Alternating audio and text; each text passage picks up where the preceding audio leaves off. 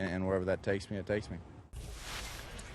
Good attitude there by Dustin Ackley. The young kids going through those growing pains like we talked about. We will see that probably all season long. And we knew we were going to see this as we go up to the booth. It's Rick Riz, Dave Valley. You found Benny, the Pizza Hut delivery guy. You hijacked him. I just want you Here to know, you go. guys. Pizza man, guys. Pizza. You're not the only one who got Unbelievable. pizza tonight, buddy. Yeah, I see mine gone, and I know where it is, Val. I'm coming up there, buddy. I'm going to miss him. He's going to be chopping on this pizza. Yeah, you won't talk for like 3 innings. He's on his own. Exactly. We'll have some fun.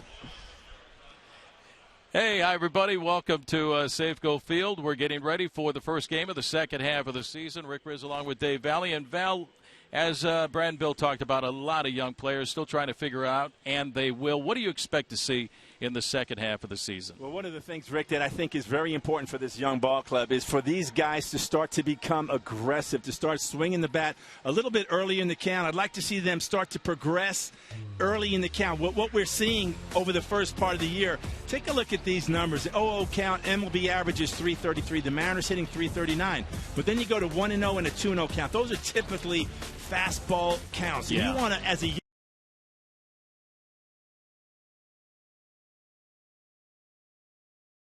And the guy who's on the hill tonight, Madison Bumgarner, are all key components for the Giants' success in the second half. All right, so the Giants with Bumgarner tonight against the Astros, Wandy Rodriguez. When we come back to AT&T Park, a ceremony honoring the Giants All-Stars after this.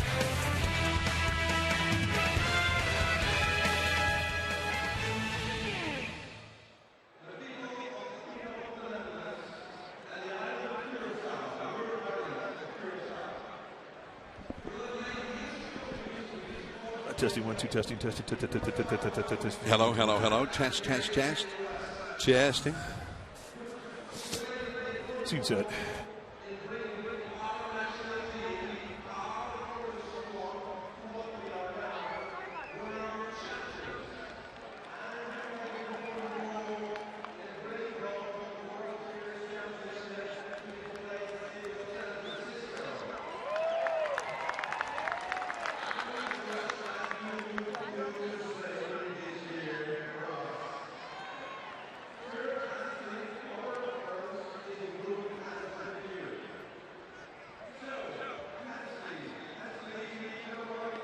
Giants Baseball is brought to you by Xfinity. Xfinity is TV, internet, and voice services that work together so you can enjoy.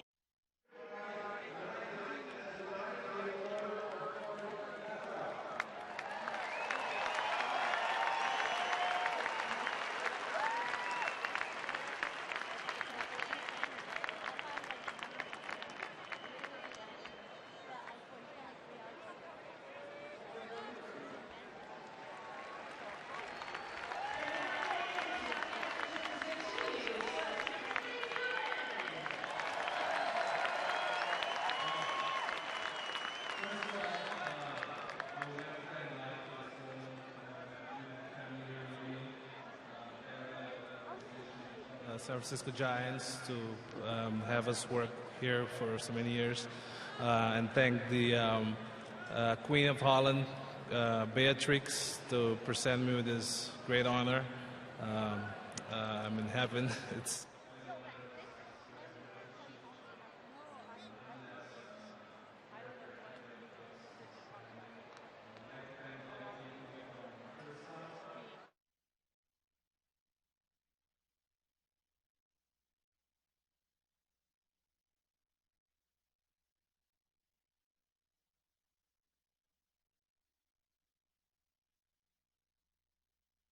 Giants Baseball is brought to you by Xfinity. Xfinity is TV, internet, and voice services that work together so you can enjoy everything you love anytime, anywhere, and any way you want. On the shores of San Francisco Bay, AT&T Park. Here's McCovey Cove on the left side of the screen behind right field. The Giants and the Astros getting ready for Game 2 of this series. And as you can see, we have some overcast, some fog, or as we like to call it, marine layer hovering. Well, it feels very good considering the last road trip where it was 100 degrees plus every night. Coming back to San Francisco and getting a little fog, was just exactly what the doctor ordered. Yeah, the Giants have lost about 50 degrees in temperature in just the last 4 days. The Astros and Giants right now pregame ceremonies. Here is the voice of AT&T Park, Rennell. Fans, Major League Baseball's 2012 All-Star Game was held on Tuesday evening in Kansas City. The game was an historic one for the Giants for two reasons: the unprecedented fan support that propelled your Giants All-Stars into the National League starting lineup, and by the dominant performances of your Giants All-Stars, who literally took over the game and led the National League to victory.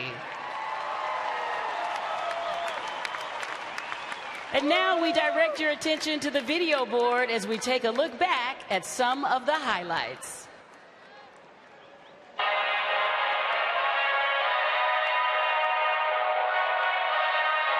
San Francisco Giants show so far. The catcher from the San Francisco Giants, Buster Posey. Melky Cabrera. Playing third base, Pablo Sandoval. And the starting pitcher, Matt Cain.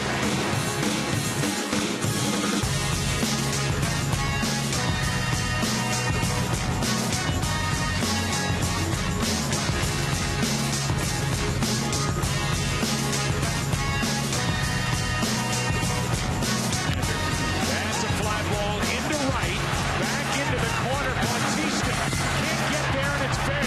3 runs are going to score, and Sandoval ends up at third base. He's just made it 4-0 National League.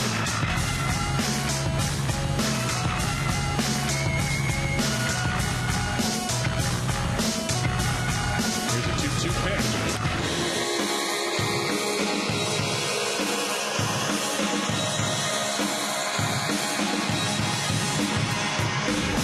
Ripped into left field, back at the wall, and this one's gone. A 2-run shot by Melky Cabrera, and it's 8-0 National League. And what about the representation of the San Francisco Giants tonight?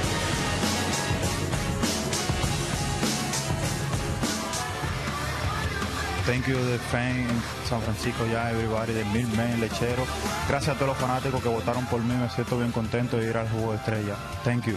10 fans for voting me to get in the All-Star game, so I hope we make you proud in the All-Star game. Hey fans, just wanted to thank you for voting so much and getting our guys in the All-Star game and helping us, helping the National League win and hopefully help us to get home field advantage. I appreciate that. Thank you. Hey fans, Buster Posey, just wanted to say thank you for all the votes that got us to Kansas City, and we had a great time, and hopefully we made you proud. Fans, they went a combined 3 for 7 with 5 RBI and 4 runs scored, and led the charge defensively as well, tossing 2 scoreless innings and calling 5 innings of shutout ball. Your 2012 All-Stars, Matt Cain.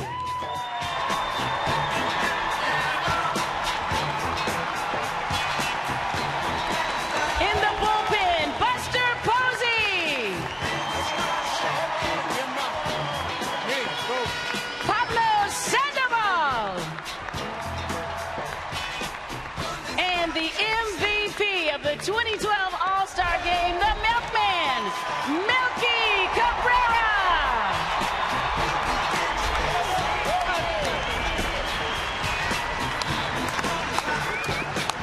Never before has one fan base so powerfully demonstrated their passion to elect their players into the starting lineup. Nor has any single team ever dominated the All-Star game quite like the Giants did this year. Simply put, your votes played a very distinct role in helping the National League win this game, and in doing so, secure the incredibly important World Series home field advantage for one National League club. As NL All-Star Ryan Braun put it, whoever ends up making it to the World Series should thank the Giants Nation for their votes. And now at this time, joining our 2012 All-Stars on the field and representing all of the fans who helped elect our All-Stars are 4 superfans: Luis, Kevin, Michael, and representing the Milkmen, Tyler.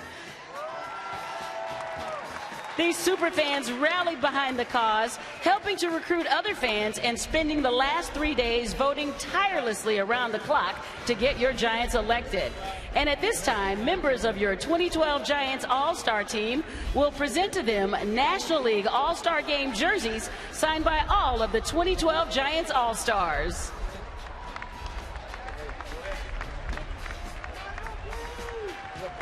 And thank you once again to all of the fans for your incredible support as we move to the second half. We need that same level of support and energy and passion from all of you to help drive this team to the next level and ensure that we will be the ones benefiting from that home field advantage. Congratulations, guys. All right, Ronell, thank you. The jerseys from the workout day on Monday and the home run derby on Monday. They wore their own jerseys, of course, in the All-Star game. The Milkman. We'll be back with more.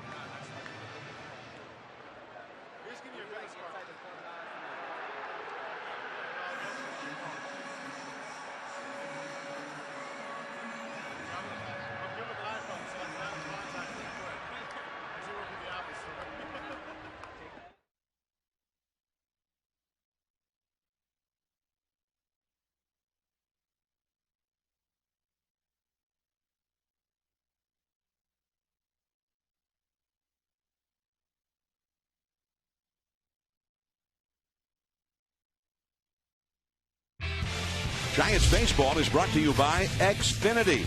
Xfinity is TV, internet, and voice services that work together so you can enjoy everything you love anytime, anywhere, and any way you want.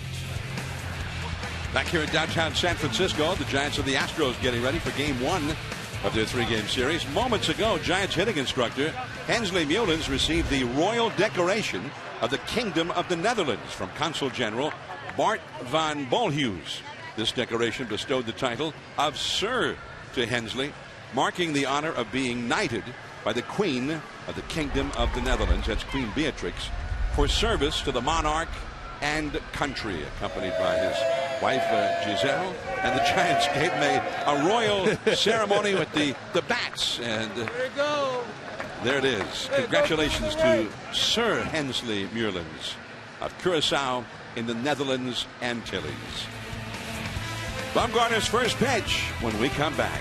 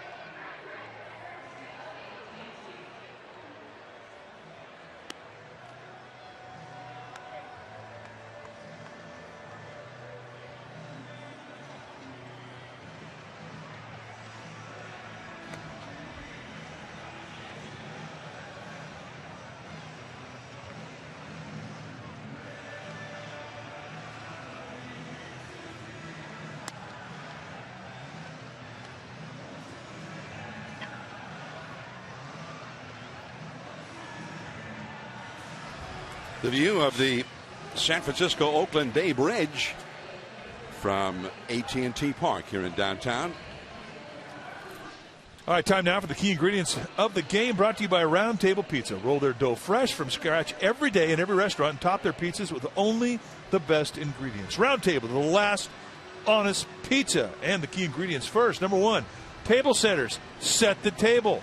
Ryan Terrio, Justin Christian, Gregor Blanco. That is going to be so key this second half. All-Stars, stay hot. They had a great Tuesday. Keep it going. And Bumgarner, don't forget that inside corner. That's your strength. And those are our round table key ingredients. And we are already about to see the first pitch of the second half, the traditional second half. Jose Altuve, himself a member of the National League All-Star team, leads off for the Astros. Sandoval plays him shallow at third. And first ball swinging in that high, tight fastball is Melky Cabrera. One away. One All-Star hits it to another. The rest of the Astros lineup, we've seen Altuve. Now Brian Bixler, the right fielder. Justin Maxwell, center field. J.D. Martinez, left field. Jed Lowry, the switch-hitting shortstop. Chris Johnson at third, hitting sixth. Chris Snyder, the catcher. Matt Downs at first. And Wandy Rodriguez, the pitcher, batting ninth against Giants lefty Madison Bumgarner. Here's Bixler. Fastball a little bit too high.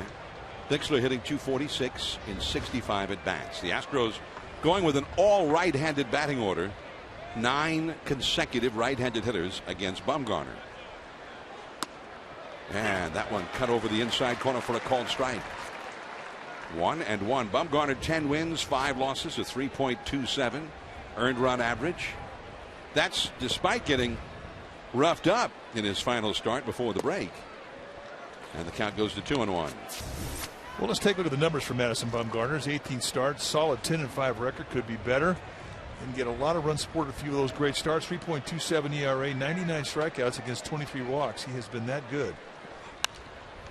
And that fastball is popped up foul and back into the second deck right beneath us. 2-2 the count. For Bumgarner, who's got a fastball slider combination, curveball, changeup, he likes that inside corner. And what he has learned in his young career is how to pitch in this ballpark. Really takes advantage of that right side of the field.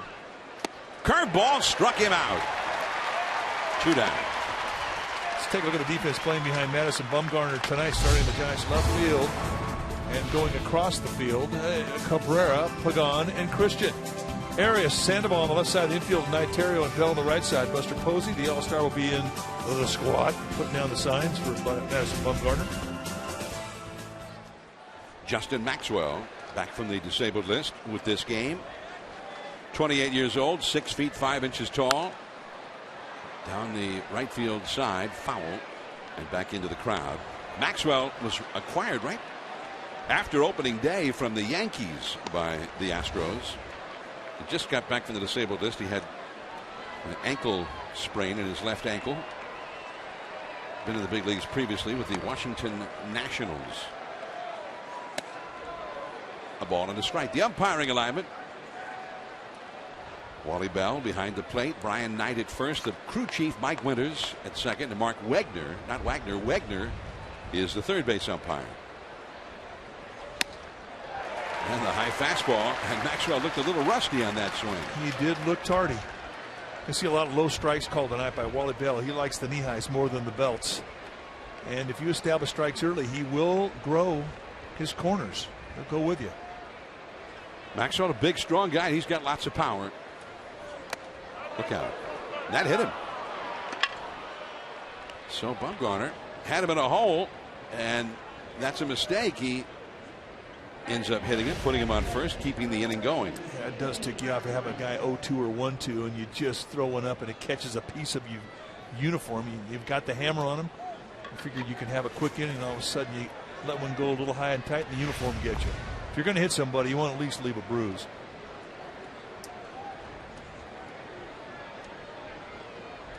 So here now is J.D. Martinez.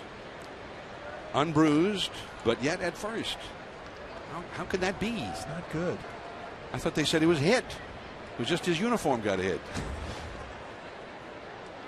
J.D. Martinez, who Did a lot of hitting against the Giants last year down the stretch. 240 average, 11 home runs. And it's too high on the inside.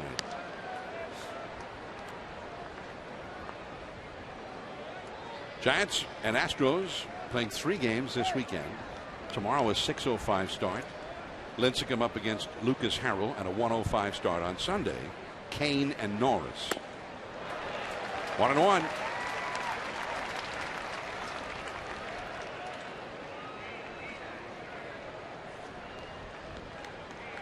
Dodgers hosting the Padres down the coast. The Giants begin the second half of the season, a half game back of LA in the National League West. We'll keep an eye on that game in LA. Foul ball, 1 ball, 2 strikes. See one of the chieftains of the Hanwha tribe here tonight. Full regalia.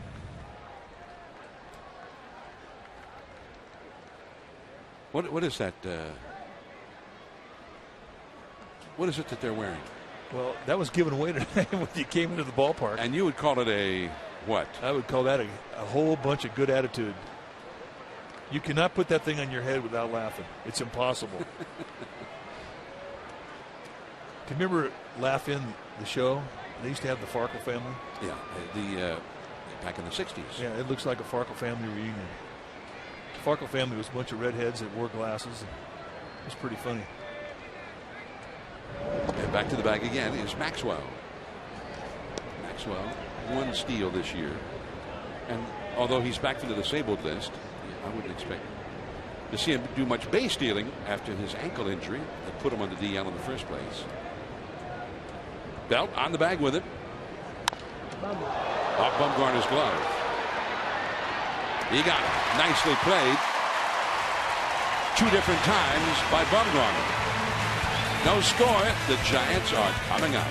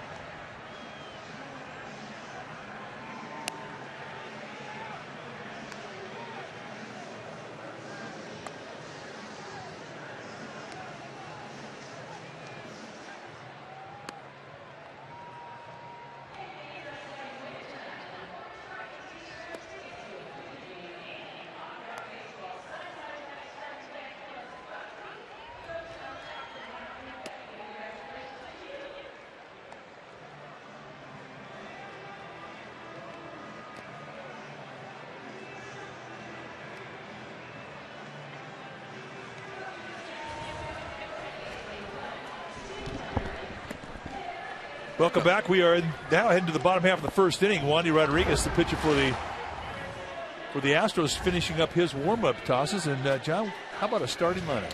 Brought to you by your Northern California Honda dealers at shophonda.com.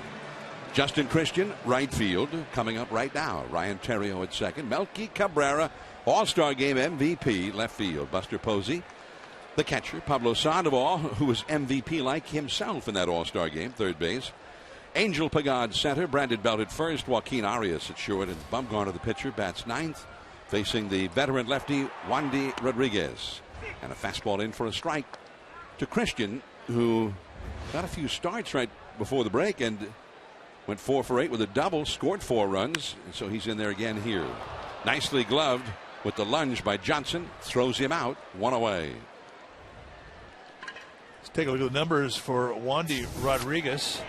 18 starts, 7-6 on the year. Look at the strikeouts, a 3-to-1 strikeout walk ratio, 116 hits, however, in 114 innings. Fastball will go low 90s, curveball, slider, changeup, but that doesn't tell you the whole story. His curveball is one of the best in the National League, and he's going to throw it a lot. Anytime to anybody.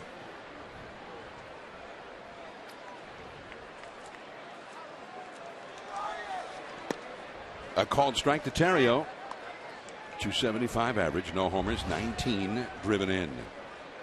The Giants, the day after Matt Cain pitched the perfect game against the Astros, which was 1 month ago today, June 13th. And here we are on July 13th, a month later. It's the Giants and the Astros again. But the next day, Wandy Rodriguez beat the Giants. Houston won that game 5-3. Rodriguez got his 6th win, beating Barry Zito in that one. Check the Astros defense behind Wandy Rodriguez, starting in the outfield from left to right. It'll be Martinez, Maxwell, and Bixler. So Lowry and Johnson on the left side of the infield. Altuve and Downs on the right side, and Chris Snyder will be in the squad, putting down the signs. There you see Altuve, the second youngest All-Star on this year's National League All-Star team. Bryce Harper, the youngest, of course. It's a walk for Terrio. Now let's listen as Melky Cabrera gets introduced. Melky Cabrera.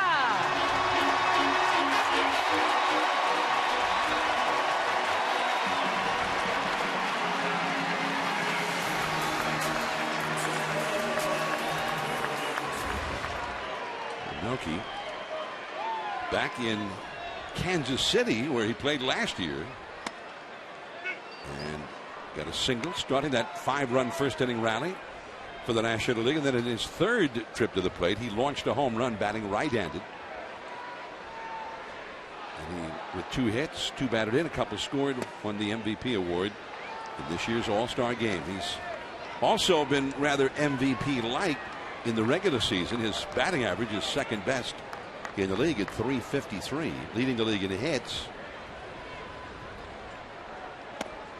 And Rodriguez is low with a slider. 2-1 to Melky Cabrera. Runner at first, 1 out. The Diamondbacks, who have been making a move back into the race, only 4 games out in 3rd place in the West, have already lost their game. Playing at Wrigley Field, Chicago today. Cubs beat them 8-1.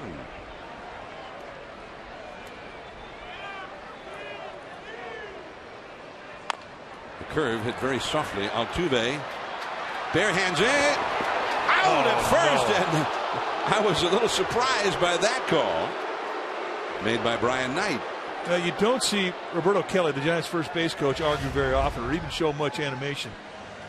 Bare hand try by Altuve. And then looking at it, looks like Brian Knight got it right. I mean, we thought up here that it was very clear cut that he was safe. And in looking at the replay, he got him. Nice call. Good play by Altuve. I need a couple more replays with freeze framing and whatnot. I'm not happy yet. Oh, we can get those for you. Buster Posey now. It took Altuve quite a long time to get to that one and make that throw. So I guess we had some expectation that was going to cost him. Buster Posey with a runner at 2nd. The count 2-0. Here's another look, Mike. Watches it right into his hand. Good concentration. The ball kind of rolled around in his grip. And through it all, he still was able to get over there. And even if it was a tie, you can't fault the umpire. You get a tie, he can't be wrong.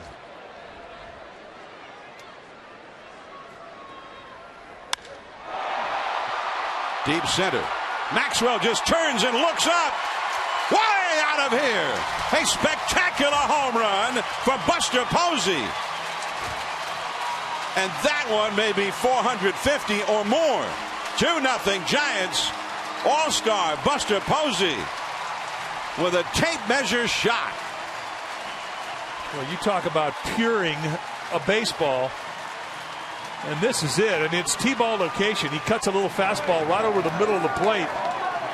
And I mean, it is right out there where you would put a T-ball for a kid. And Buster Posey gets every bit of it. When you can see a guy take on the deep part of the yard, center field, and this is absolutely perfect, except getting out of the box. Here's Pablo takes a strike. Watch where this one lands. On the roof of the restaurants out there. Pablo, a hard ground ball to third. Johnson throws him out. The inning is over. But Buster Posey, who was struggling in the Giants' road trip before the break, his post-All-Star portion of the season has begun rather explosively.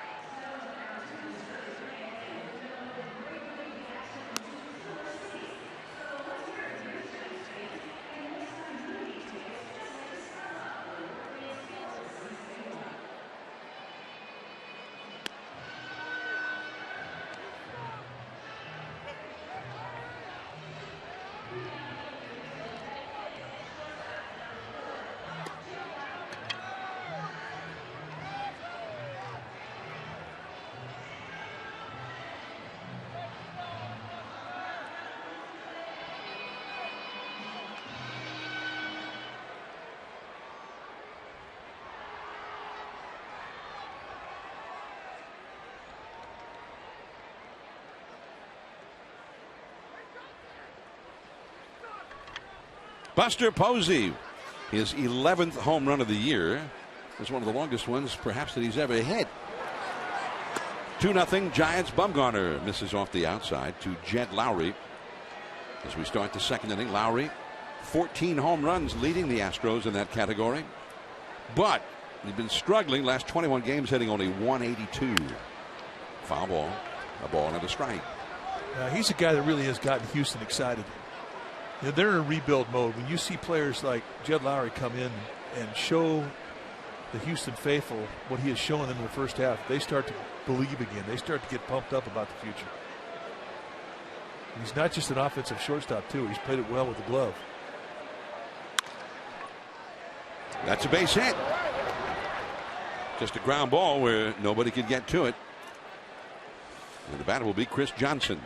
Well, the Padres are coming to town July 23rd through the 25th, and that Monday and Tuesday games, they're 7:15 start times. Wednesday's July 25th game is a midweek day baseball game here at AT&T, a 12:45 start time. So go to sfgiants.com, get your tickets, and get out here. We're having a ball. You need to be here and be part of the milkmaids and the milkmen.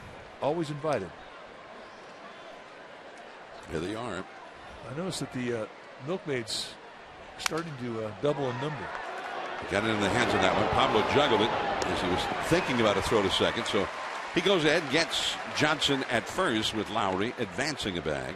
One away. Now, he didn't get a good grip on it, but this is where you start to see a guy who has been in the league a while understand that he's got time. He knew that Chris Johnson, their baseman, does not run particularly well, and he had time to get a grip. Earlier in his career, he would have hurried the play and may have made it an error. So at least they do get an out, even though they don't get the double play.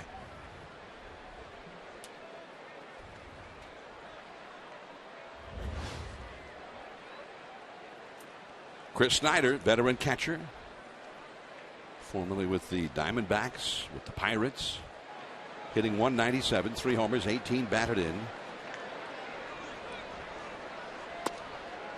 1 ball and no strikes. That slider missing down and in. Matt Downs is on deck. 2-0 Giants in the second. In the second in LA, meanwhile, Dodgers nothing, Padres nothing. Remember how the Padres finished up the first half. They they were on a little bit of a roll there for a week to 10 days. And that slider down and in, 2-0. Now Posey takes time. He's going to go out and talk to Bumgarner a little bit. Snyder, who's got some power. Well, one thing, if you're facing a lineup and all the hitters swing from the same side, it's kind of the same style against everybody, isn't it? It is. I think it's an advantage. Once you learn how to get right-handers out, if you're a left-handed pitcher, and once you learn how to get left-handers out if you're a right-handed pitcher, you prefer to see lineup stack up against you. That's a called strike. And that's a Wally Bell strike. You'll see a lot of those low strikes. Classic National League umpire strike zone.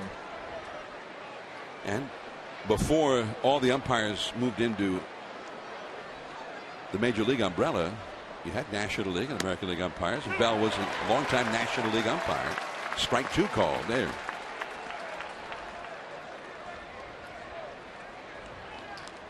San Diego, meanwhile, has gone ahead of the Dodgers. 1-0, still batting in the second inning at Dodger Stadium. That's Clayton Kershaw on the hill today for the Dodgers.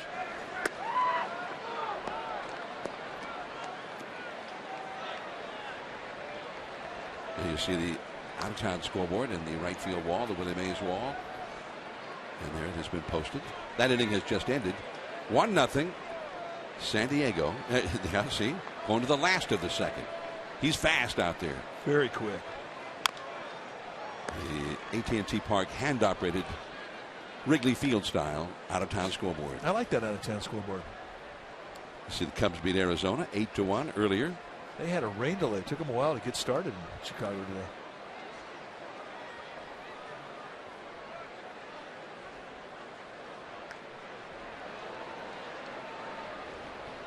Cincinnati and St. Louis, two of the top contenders in the Central Division, met in Cincinnati tonight. That is strike 3 call. And Snyder never did swing at one of those low strikes.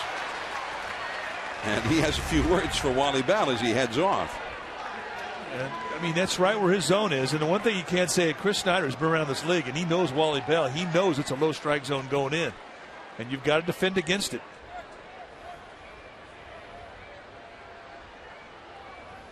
And that turns out to be a big league hang with him. Grab some pine meat.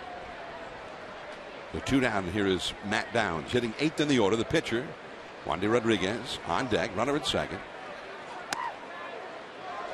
That moved him off a little bit. 1 ball, no strike. Downs, the former Giant, hitting only 168 this year, but 5 homers in 107 official at bats.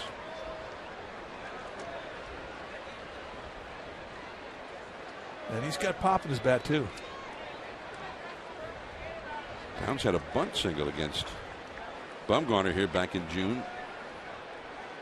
He also had a home run against Barry Zito the last time the Astros played in this ballpark. And that slider inside. 2-0. There's Matt Cain, 2 shutout innings and credit for the victory in the All-Star game. It was exciting to watch the All-Star game if you were a Giants fan. It's like the greatest of all times. It was like the Giants took on the American League and destroyed them. That's the way I saw it.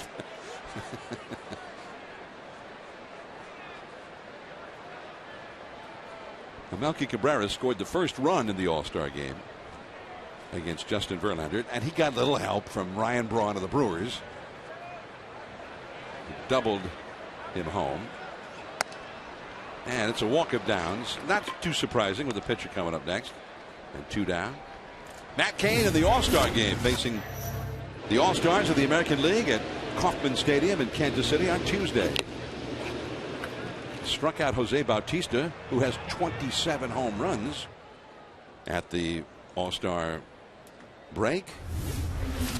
And one of my favorite parts of the whole telecast was when they went down to Matt Cain, or rather Matt Kemp with the Dodgers, who was wearing a microphone.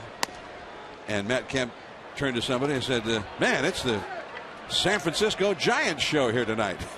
Yeah, that sort of stood out in my mind as well. I'm sure a lot of the Dodger fans really enjoyed that comment, but I know a lot of people up here did. And Wandy Rodriguez to Joaquin Arias. The looping liner. 2 men stranded. It'll be Pagan, then Belt when we come back.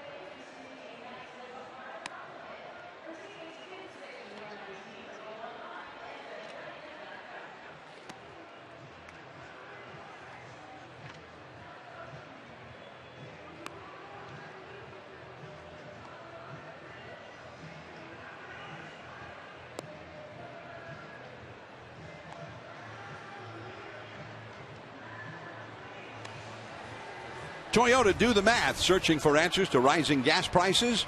Factor in the 5 Toyotas that get over 40 miles per gallon, and the answer is Toyota. Do the math. Giants All-Star MVPs Willie Mays twice, 63 and 68. Juan Marichal in 65. Willie McCovey, the man himself, 2 homers in Washington, D.C. at the old RFK Stadium in 69. Bobby Bonds in 73. That game was in Kansas City. And Melky Cabrera in Kansas City in 2012. In fact, 1960 there was an All-Star game in Kansas City. Willie Mays would have been the All-Star MVP if they'd given an MVP at that time. Well, they could still give it to him. I'm all for that. Give it to Willie now. Yeah, exactly. So I think we need to give some thought to that one. Maybe we'll give him the MVP award in the National League for 62, which they neglected to give him as well. Pagan, who was so hot, he was hitting .321 a month ago and just had not hit ever since. He was hitting about .206 in the last month, facing Wandy Rodriguez. Just a bit low, and it's 2-1. And you know what Chris Snyder, who got rung up on a low strike, is saying after he caught that one? It's a strike to me. You kidding? That ball was right there. Up the middle, base hit. Well, that's going to be the key for Angel Pagan. He had so many great at-bats in the first half, back up the middle. Then he had a little bit of a slump, but the last 40 at-bats or so, he started to calm down. He got a little pull happy. For him, staying square and using the middle of the field, that's his key. Well, Pagan, the best thing for him is that he was doing so well before the slump that his average for the year still .284 at the All-Star break. So just a little hot streak, and he'll get back over 300. Here is Brandon Belt. Late on the fastball, 0-1. Belt, .254, 4 homers, 30 batted in, .358 on base average. He's hitting better against left-handed pitching than the other way. And that's the low strike, 0-2. You should know what the strike zone is after your first at bat. I mean, if you're hitting deep in the lineup, you should know what it is before you get into your first at bat. But once you get it established, you should be pretty well zoned. Staying with that fastball, and a very protective swing, fouling it into the second deck. 0-2. Belt 1 for 4 against Wandy Rodriguez.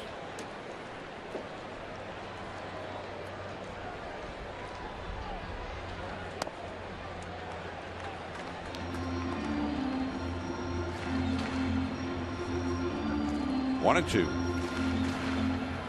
fact, Belt 1 for 3 against Wandy Rodriguez with a home run. Base hit. The shortstop was over almost behind second base for him. The only one close to that was the third baseman Johnson, and he couldn't get to it. This is not a hanger either. This is a big old curveball.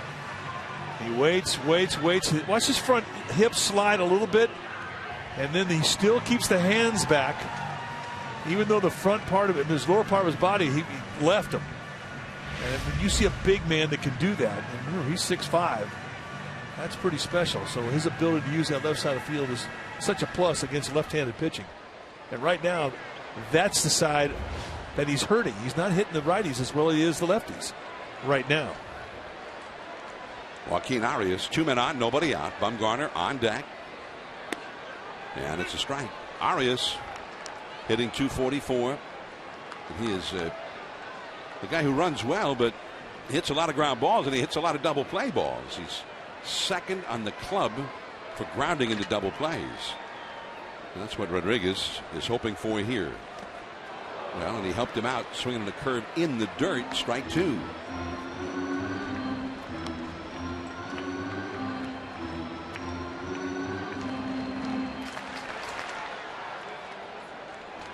Bumgarner, the pitcher, on deck. Justin Christian will be due up after him. Pagan at second, Belt at first. 2-0 Giants on the Buster Posey first inning home run.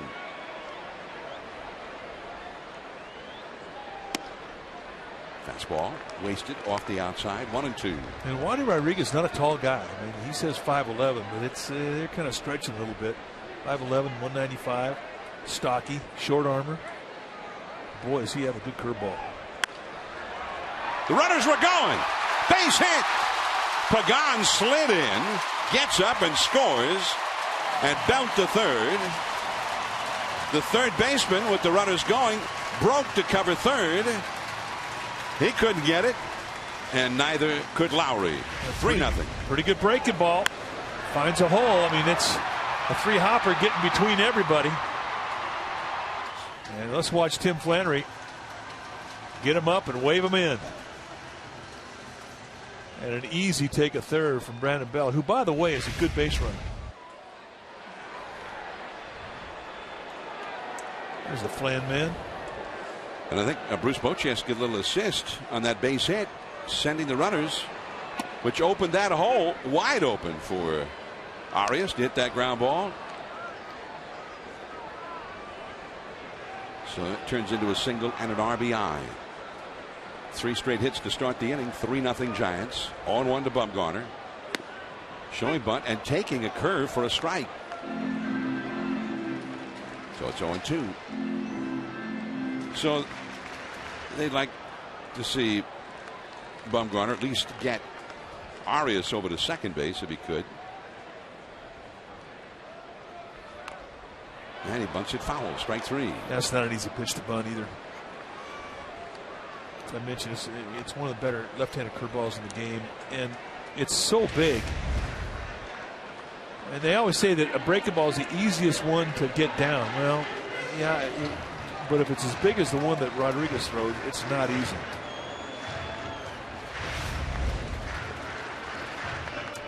Well, on the other hand, he didn't ground into a double play. The Giants are still in pretty good shape here. Well, I think that's all Bruce Bochy wanted. He wanted to get Justin Christian up there with a chance to do some damage here as runners in scoring position. He did not want to see a double play off the bat of Bumgarner. A strike on the outside with a changeup. Christian grounded out to third his first time. Giants 3, Astros nothing. A chance to get another one here. Runner at third. Brandon Belt with only 1 out. Arias over at first. The Astros have downs on the bag with Arias. That's a strike. Quickly 0-2. 2 perfect pitches. Change up, backed it up with a fastball, both knee high away.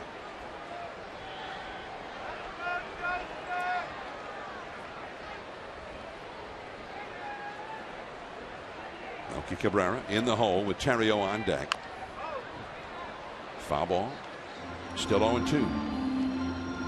They've gone to the third inning in LA, 1-0. The Padres lead the Dodgers on the out-of-town scoreboard. Phillies are playing in Denver, and the Rockies have a 6-1 lead in the last of the 7th at Coors Field. Arizona lost at Wrigley earlier, as we mentioned.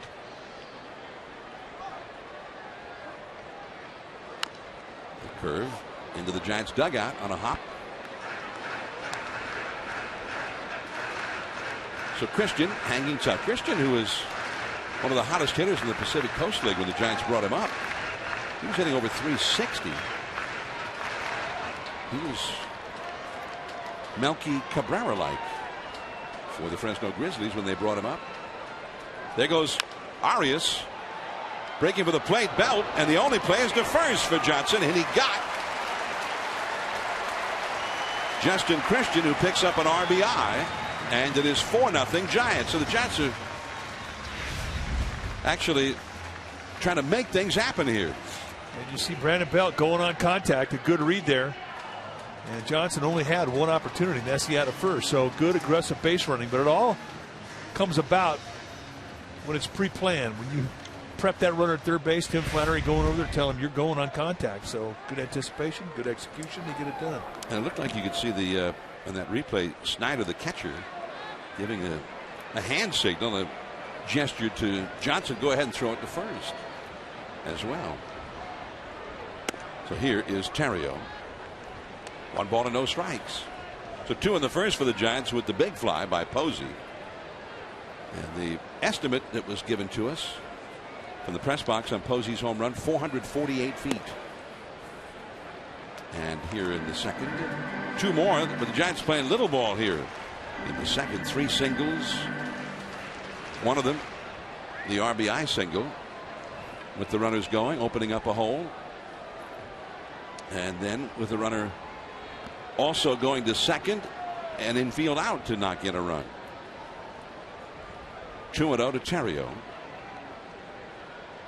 who walked to start that first inning rally. Curveball for a called strike. 2-0, and he threw that curveball and got it in there. No, he's got as good a feel of that big curveball as I think I've ever seen. I mean, he is fearless. He'll throw it 2-0, he'll throw it 3-0. Perfect pitch. You're not going to see anybody swing at that 2-0. The Milkman on deck. There is Lowry throwing out Terrio. 2 more runs for the Giants, though. The Milkman stranded on deck. We go to the third. 4-0.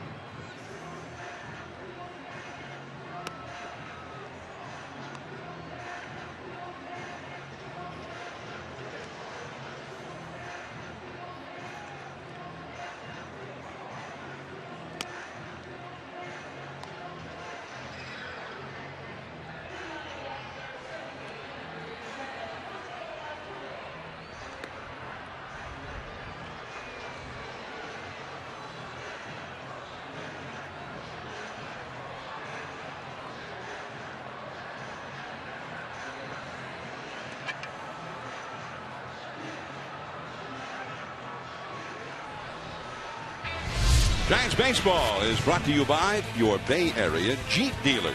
Visit one today to begin your adventure in a Jeep Wrangler, Patriot, Compass, Liberty, and Grand Cherokee, or visit Jeep.com to learn more.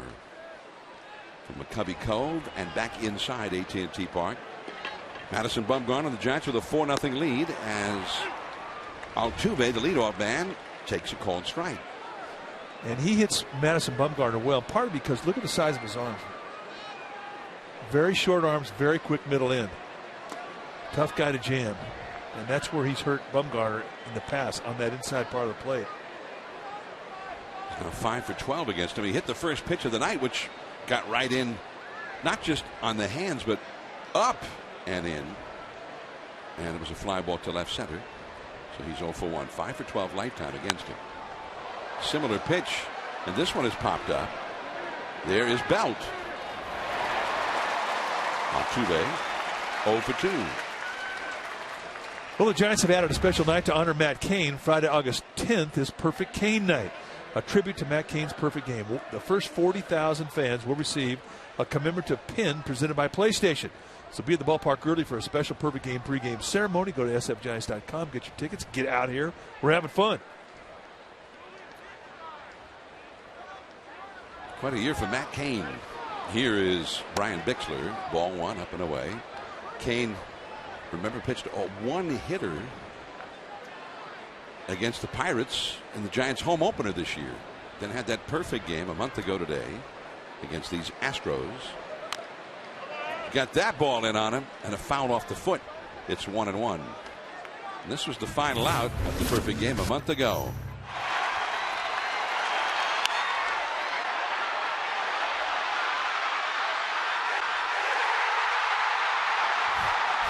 What a moment that was. And that was a tough play for Joaquin Arias. There's Chelsea Cain. Overcome with emotion. Yeah, that was pure euphoria. That was unbelievable. Here's Bixler, who struck out his first time. I mean, it's pretty hard to duplicate the intensity of a playoff game in postseason during the regular season. And that's exactly what that night did. It felt like clinch night in Philadelphia. 3-1 the count. Maxwell on deck. 4-0 the Giants ahead.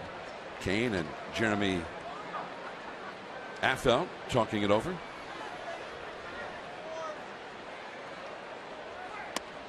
And a walk. So Bixler walks with 1 out. Second walk allowed by Bumgarner. He's also hit a batter. And Maxwell, who was the man he hit, coming up. I mean, he hit Maxwell's shirt. Hit a silver hammer. The silver hammer? Well, Maxwell's silver hammer. Beatles wrote a song about that. How's that go again? Yeah, that's a good one.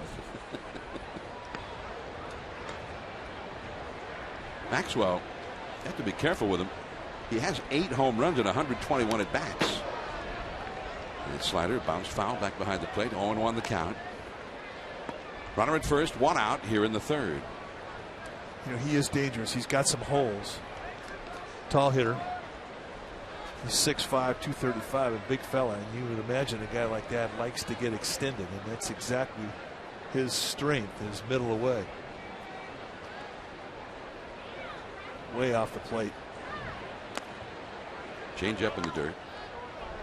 When he came up with the Nationals, I think they fancied him a real prospect, but it just never really happened for him as a Nat. And he's bounced around a little bit now, having started this year with the Yankees organization. And the Astros, after spring training, just said, hey, you know, we need somebody to hit the ball out of the park. We don't have much power. 1-2 the count. In fact, they have less even than they did a couple of weeks ago now, because Carlos Lee, the veteran slugger, has been traded.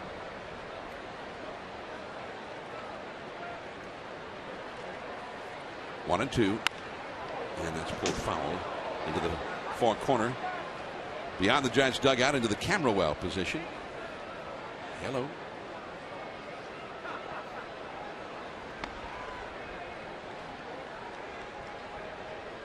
A ball and 2 strikes to Maxwell. Maxwell broke in with the Nationals in 2007.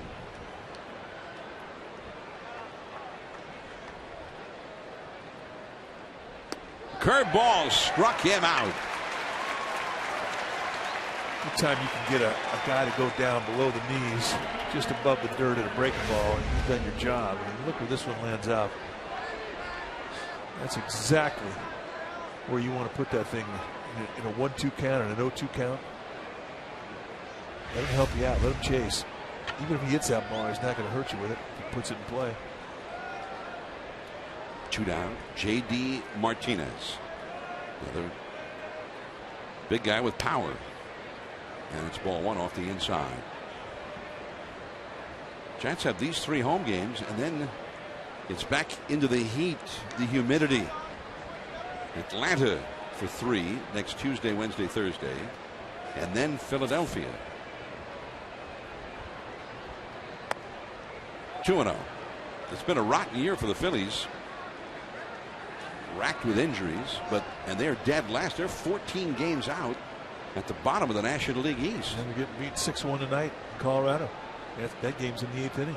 But Utley is back. Ryan Howard is back. There goes the runner. And a soft liner to Terrio, who had gone over to cover at second base. The All-Stars are coming up. Cabrera, Posey, and Pablo Sandoval when we come back.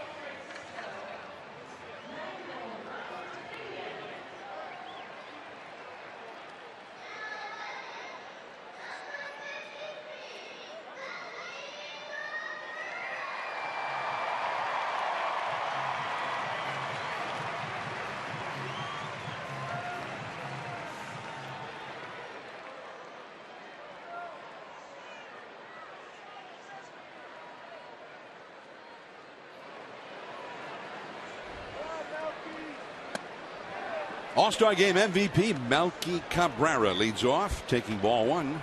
Or no, it's a swing, I beg your pardon. Strike 1. And ball 1 from Wendy Rodriguez. That's a nice little handle that he'll take with him the rest of his career, and when he's done playing, it'll always follow him around. All-Star MVP. How to play, 1 ball, 2 strikes. You don't really know how important it is when it happens to you. I mean, it's pretty cool, but you know, you're 5 or 10 years out of baseball and you go to a banquet and whatnot, and all of a sudden they introduce you, and it's going to be former All-Star MVP Melky Cabrera. Base hit. It was a night to remember. The Milkmen and Milkmaids are here tonight. They helped get him to the All-Star Game as a starter. He and Big Papi renewing acquaintances, introduced before the game, joined the other All-Stars, and his first at bat, starting that first inning rally with a single to left center, and then later, this, a big fly into the bullpen. His second hit, a home run, and then named the All-Star Game MVP. Our Lincoln Smart Move, brought to you by Lincoln. Trade up to luxury during the Lincoln Exchange sales event. Posey with a pop fly. Lowry, he got it, and Posey is quickly gone, 1 away after Buster's spectacular first inning home run. In the All-Star Game, Melky 2 for 3 with that 2-run homer. Matt Cain was the winning pitcher. 2 shutout innings. Derek Jeter got an infield hit leading off the game against him, and that was the only base runner allowed by Kane. He struck out Jose Bautista, great American League slugger. Buster Posey had a walk in front of Pablo Sandoval's 3-run triple, and hit one pretty well too, I thought, to deep left field that got caught on the warning track. Pablo had maybe the key hit of the game. He didn't get the MVP award, but his 3-run triple, which ironically gives him one more triple in the All-Star game this year than he's hit this season in the regular year for the Giants. And suddenly a 1-0 game became 4-0 on Pablo's triple. I asked him how he did it, because he had seen 3 100-mile-an-hour fastballs, and then he got a curveball. A nasty curveball. Down and in. So no hanger, and he ripped it into the right field corner off the wall near the foul pole. There goes Melky as Pablo bounces a foul on the third base side. Well, here's that big triple on this curveball. Down and in, nastiness right there, bases loaded, and he goes on to hit a triple, the very first triple that cleared the bases in All-Star game history, and we're going to make it our Ford right choice for high quality and fuel efficiency. Ford is the right choice for California. Schedule a test drive today. Pablo grounded out to third his first time. Melky at first, 1 out. Wow. Fortunately, there was no tag play there because Brian Knight was headed out to right field. Yeah, well, he's avoiding trying to get hit. I'm not sure what kind of look he had. All right, ready? Watch the umpire. Look out, Brian. I mean, he thought he was going to die right there. 1-2 to Pablo as he pulls another foul. Ooh, watch your foot. One more look, and Brian Knight just had his life flash before his very eyes. He did signal safe, though. That was the best safe part. I guess. I'm thinking that he was safe. Melky was running on an earlier pitch in this sequence that Pablo hit foul. Still at first. Those are the type of moments that your other fellow umpires will not let you forget. 1-2 the count. There goes Melky. Right back to the screen on that fastball. Melky will turn around and go back again. Saying hello to Jose Altuve. I thought it was cool when he hit the home run. He came up a Yankee. Came through the Yankee farm system. And there were his 2 former Yankee teammates up the middle. He got to second base and he reached out to give a high five with his old teammate Robinson Cano, and Cano wouldn't do it, although he smiled at him. Melky not running. Pablo rolls one to third. Johnson the second one. Altuve back to first. A double play. We head to the 4th inning. Bumgarner back to the hill. Lowry coming up.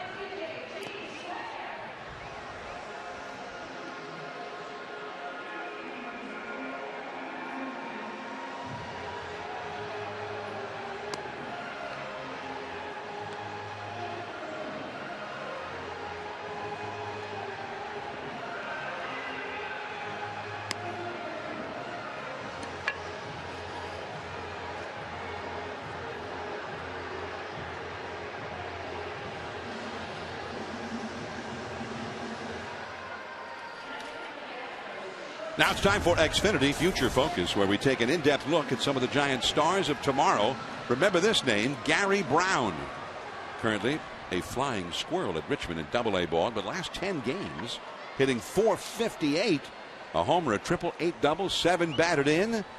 And after a very slow start in Double-A, he was at San Jose in the California League all of last year. His average for the season is up to .288. Get the best in TV, internet, and voice with Xfinity, only from Comcast. Gary Brown, who played in the Arizona Fall League last year in the offseason, this past offseason.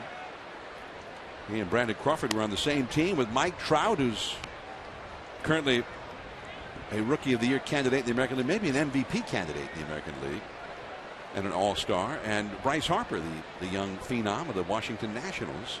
They were all on that team together. And there was a good part of that Arizona Fall League season where Gary Brown outshone both Harper and Trout. Well, he will definitely be a big leaguer someday. No question. It's just a matter of when. Lowry into right field. Starting back was Christian, but in for the catch. Lowry retired. He singled his first time. He's had the only Astros hit against Bumgarner, but not this time. One away in the fourth. The Stanford star, Jed Lowry, retired. Now Chris Johnson will come up. Still 1-0. San Diego leading the Dodgers. Top of the fourth down in L.A. Johnson has got some power. Ball one.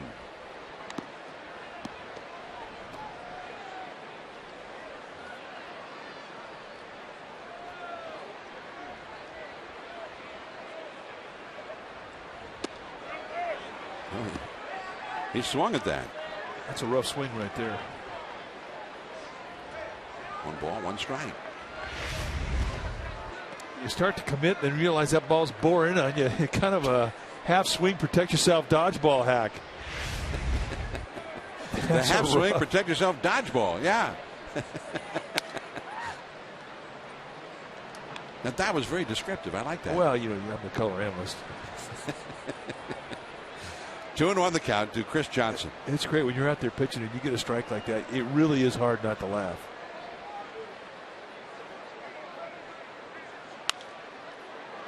Popped it up. Belt and Terrio. And Terrio takes it. The wind was playing tricks with that one. And Belt was quite relieved to see that Terrio was right there to take it, since it ended up about 15 feet from where Belt was. Well, you really do need your teammates on pop-ups in Northern California. I mean, that's sort of been the rule since the Giants showed up here in 1958. Pop-ups are not an easy play. They're not something you want to solo. You want to get as many guys in the general vicinity of that pop-up as you can, then just kind of wrestle it down. As Kite calls it, the pop-up dance. And they won the war there. Chris Snyder called out on strikes his first time. And strike one on the inside. He has not swung at a pitch tonight. 3 called strikes and out his first time. Arguing with Wally Bell, the plate umpire, after being called out. 0-1 here. And that one cuts off the inside. 1 ball and 1 strike. Giants heading to Atlanta to start a series Tuesday. The Braves lead the Mets tonight 7-5 in Atlanta. Last of the 8th inning. Chipper Jones a home run. Broken bat. Pablo's got it. The inning is over. 3 up, 3 down. First inning in which the Astros have not had a base runner. Pagan and Belt coming up.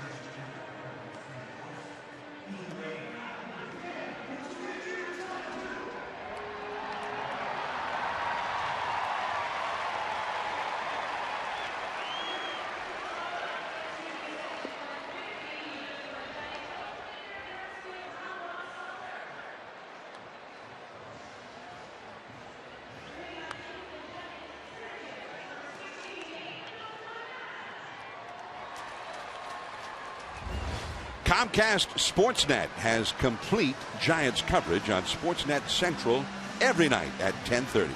Comcast Sportsnet, authentic Bay Area sports. Back at AT&T Park, it's a cool, overcast night. Wind blowing out as Angel Pagan leads off. Pagan singled, starting a 2-run rally his first time. Scored the Giants' 3rd run of the night. 1 ball and no strikes to count.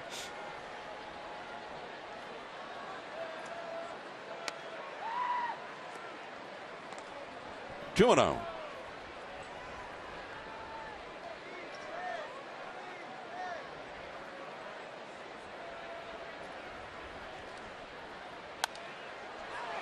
And back out of play. Got a fastball on 2-0, up a little bit. I like his setup. If you watch Pagan get into the batter's box, he really has a high back shoulder. Slight bend in his knee. Loads up. He's got the weight on the inside part of his foot.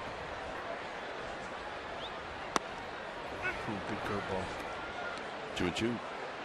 Brandon Belt on deck. The one thing that every hitter works on is balance, but I think it really is something that becomes a major philosophy of all switch hitters. They have to find balance. In right center is Bixler. 1 away. And when you think about it, a switch hitter, he's in charge of 2 swings. Most hitters are in charge of 1. And it's a lot of work, a lot of extra swings. The one thing that they try to find every day in that batter's box is their balance.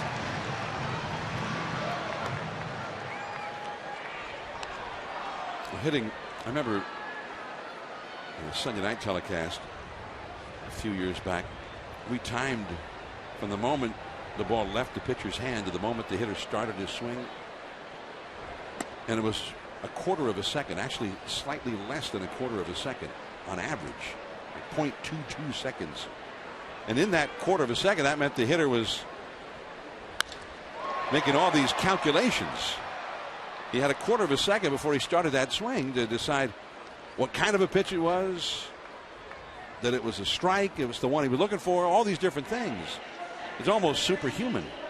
And so when you talk about things like balance, little things that get out of whack can be the difference between hitting a ball hard and hitting a pop-up or missing it entirely.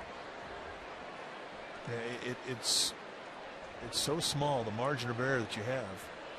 And one bad step, one loss of balance from your right leg to your left leg, and you've lost your power in your swing, and it goes so quickly.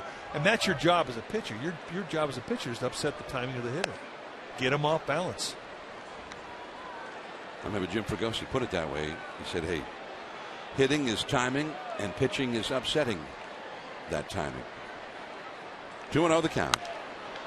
And a high fly. Bixler on the run into the corner. Can't get there. There's Carey out there tonight. Don't usually see that ball carry to right field, especially off the bat of a right-hander. 2-1. Bixler on the move. He had to go to right center on Pagan's fly ball, and then to the right field corner on that foul fly by Arias. See how much room there is over there on that right side.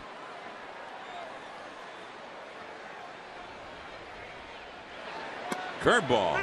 2-2.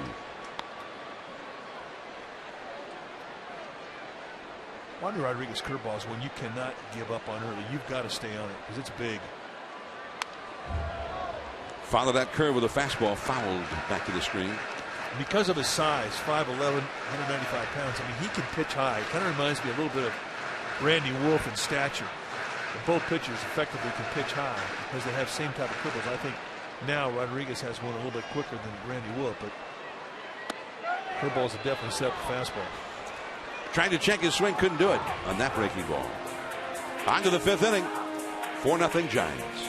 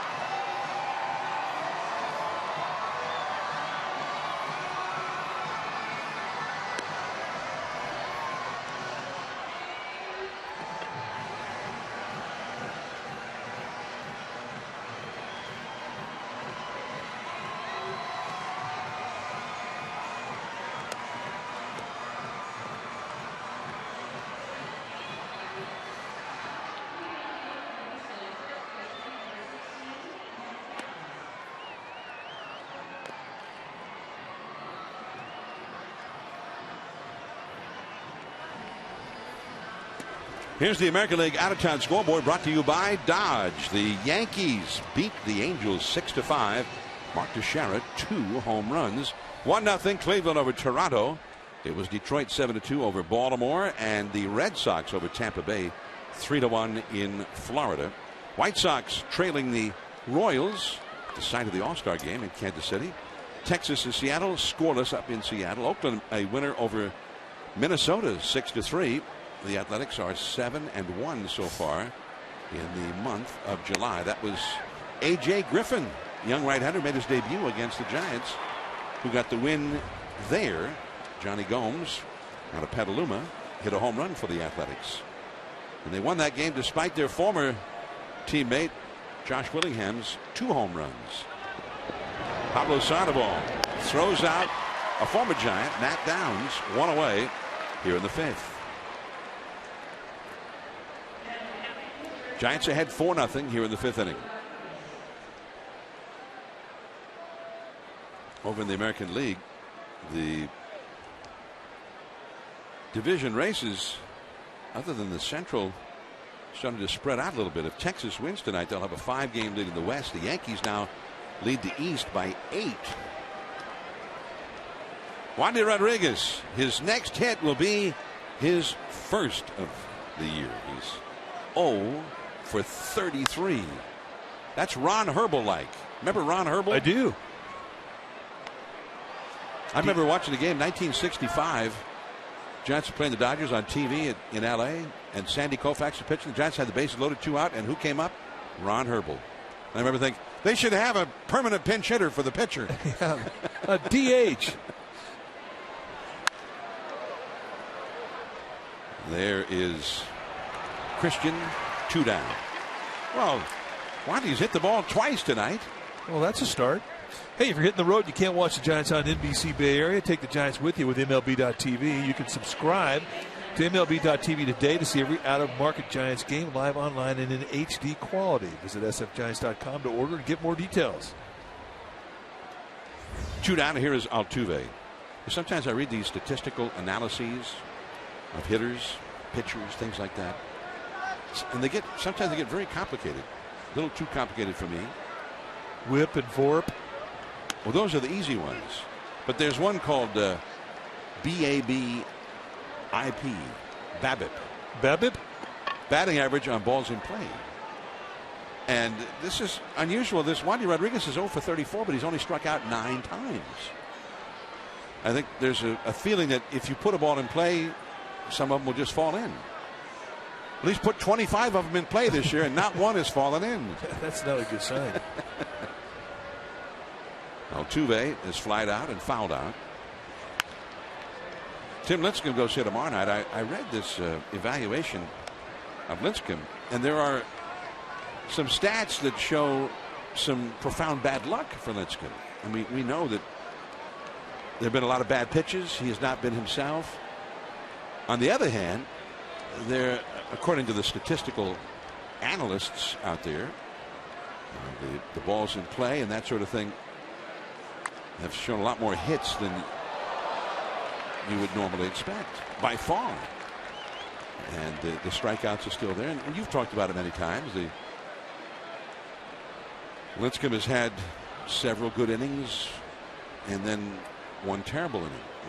Then there were other starts where it just never seemed to get off the ground.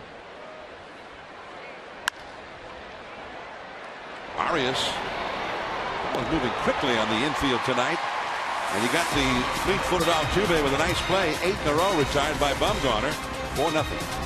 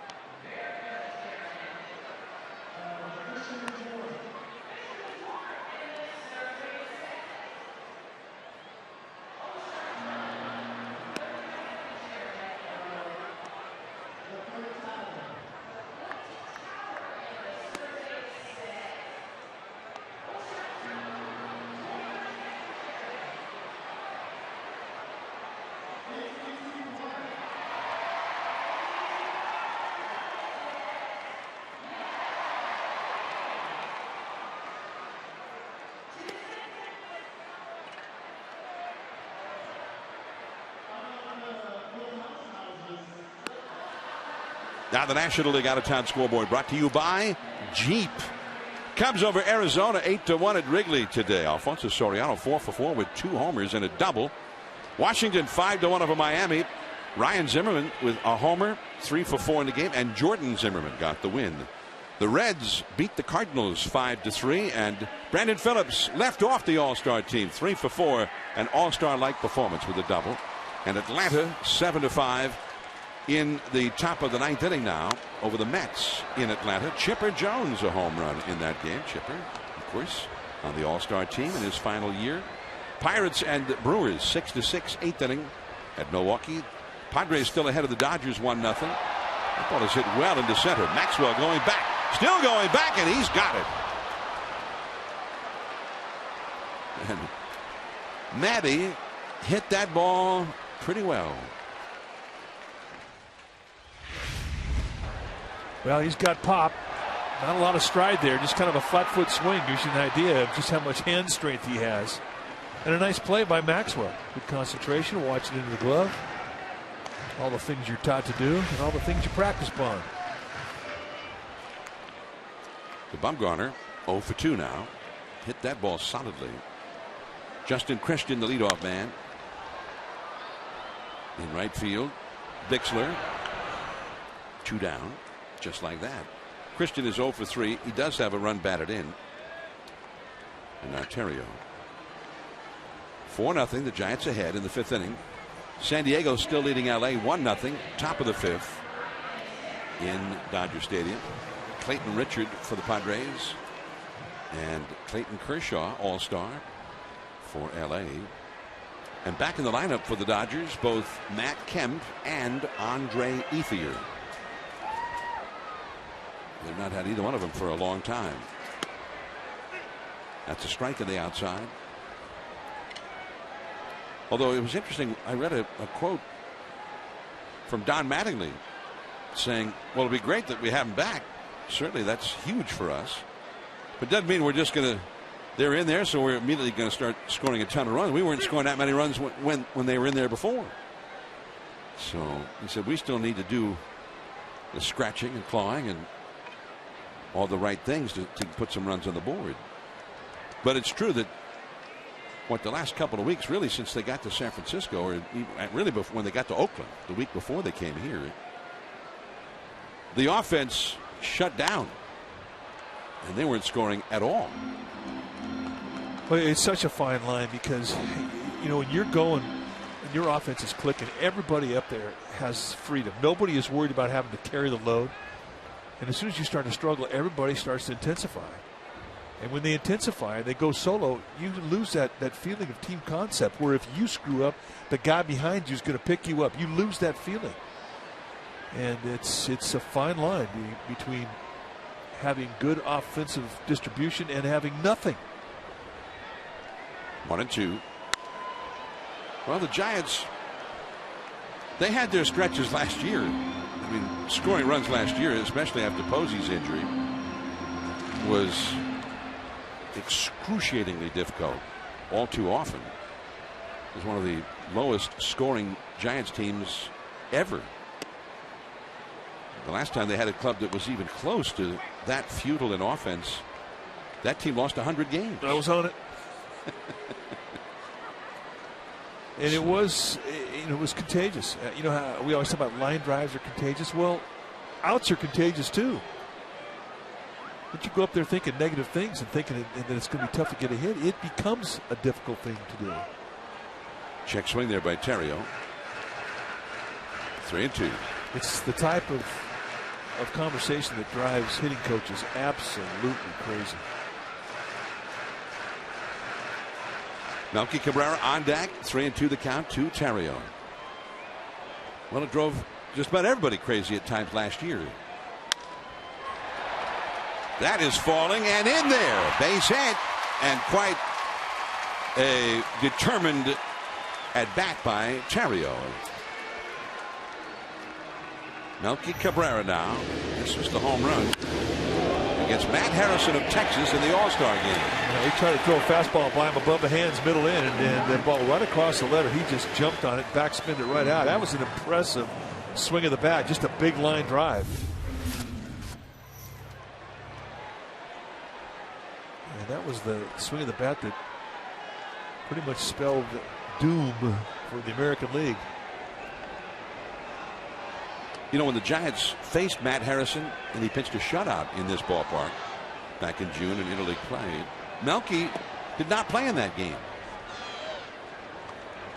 You may recall Melky had a little hamstring issue for a few days.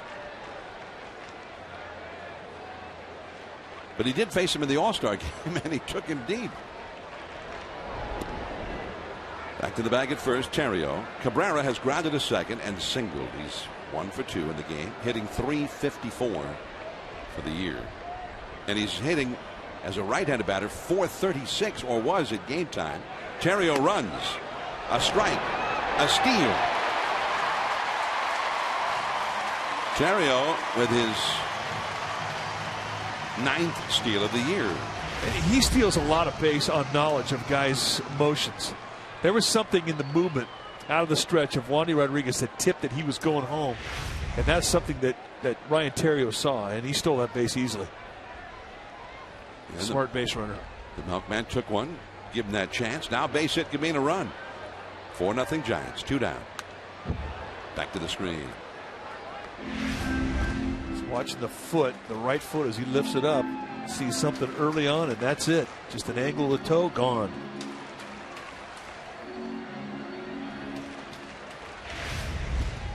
One and 2 to Melky Cabrera. Base hit could mean a run here. Terrio scored the first run of the night. Ooh, nasty breaking ball for the strikeout. 1 man left on to the 6th inning.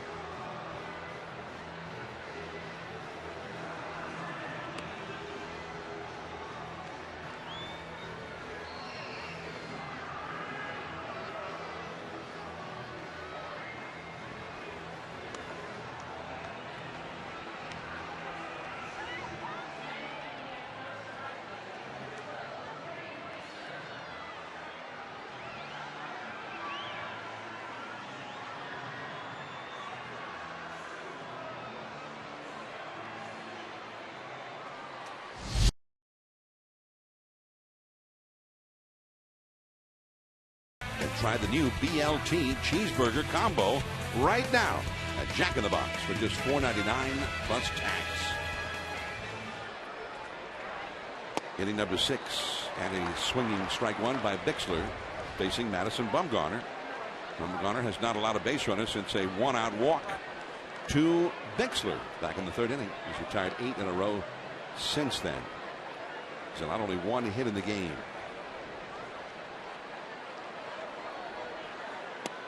The curveball, 0-2. You know, he doesn't throw that curveball anywhere near as much as he throws that slider. He throws a slider more than he throws a fastball. But that curveball is a good one, and it's a swing and miss type curveball. Mr. Posey, he saves it. You don't see Madison Bumgarner shake off Buster Posey very often. Too high with that fastball. The curveball, it seems like it's a kind of a tighter spin than a lot of curveballs. For instance, Wandy Rodriguez seemed to have a much bigger break on his. And that is a swinging strike 3. Posey tags him out. Well, Monday, August 13th is Frank Sinatra tribute night here at AT&T Park. Your special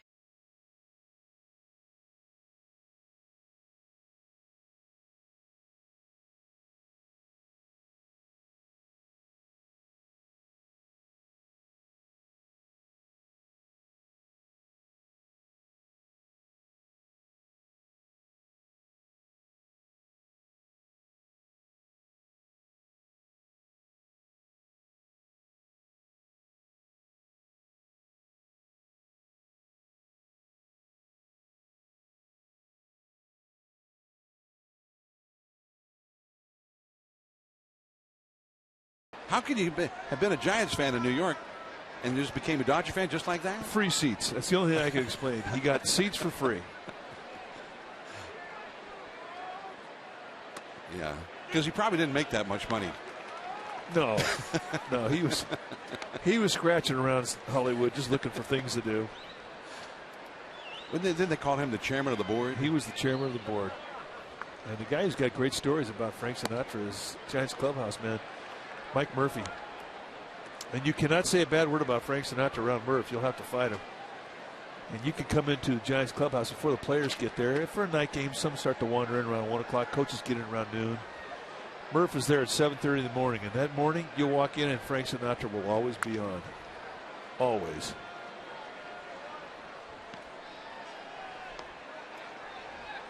Three and two the count to Justin Maxwell, who's been hit by a pitch and struck out. So maybe it's probably Murph's idea, the Sinatra bobblehead night then. You know what? It probably was. He loves him. 3 and 2. And that's foul. Still 3 and 2. There's a book that I think it's called Underworld. Don DeLillo. Great book. There's a whole very long chapter about the playoff game, the final playoff game in 1951, the Bobby Thompson home run game, the miracle of Coogan's Bluff, the shot heard round the world. And in the book, Sinatra's at the game, sitting with Jackie Gleason and, I don't know, some other big-time movie star near the Giants dugout. And that's a foul. But in the book, just before Bobby Thompson hits the home run, Jackie Gleason's been drinking all through the game, and he throws up right in Sinatra's lap. Jeez. And he's looking for help. He's a little upset, about what's going on, and looking for somebody with a towel. And then everybody jumps up and starts screaming because Thompson hits the home run. Now this is a novel. Oh my word! So it may have only happened in the novel. I don't know. Hey, but he was there. The paid attendance for that game in a 53,000 seat stadium was actually 34,000. But millions apparently actually saw it. Well, I got to meet a guy. I was going to the store, and I was coming to the parking lot, and a gentleman stopped me, and we started talking about the Giants. And he said he was there, and he was sitting up there in the second deck out in left field, and he was there with a couple buddies who were Dodger fans. In foul ground, Belt. And Maxwell, after a long battle, succumbs. And when Bobby Thompson hit the home run, his buddies, the Dodger fans, started beating on him. No. Yeah, they were just started whacking, just like, oh, I can't believe you. And he says, I had bruises all over my arms. He says, but I was smiling the whole time. But it was great to listen to him talk about that day. He remembers it like it was yesterday. And he's got the ticket stub, and I mean, it was a day that he obviously never forgot. Here's J.D. Martinez. Ryan Terrio, and just like that, the inning is over. That makes 11 in a row retired by Bumgarner. Posey, Sandoval, Pagan coming up.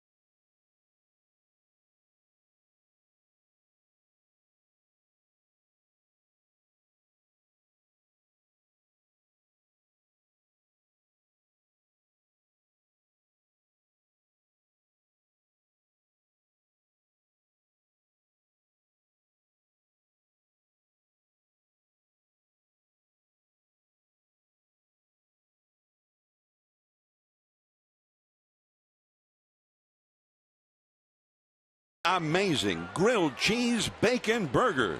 A juicy charbroiled beef patty with 2 strips of bacon and melted Swiss and American cheese, all on a toasted sourdough bun. Only at Carl's Jr.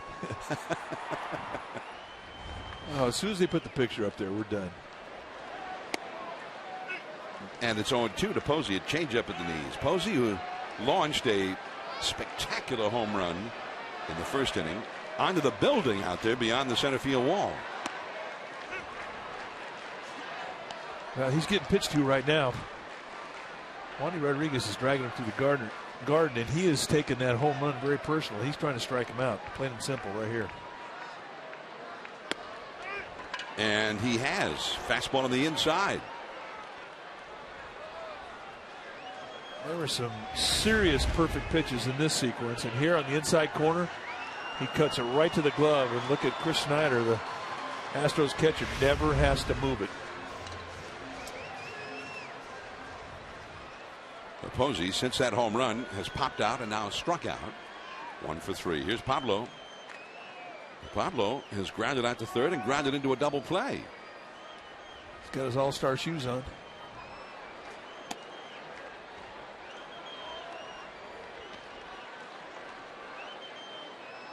See, that's the difference between being a player and a pitcher. If Brian Wilson took those out to the mound, they'd make him change it.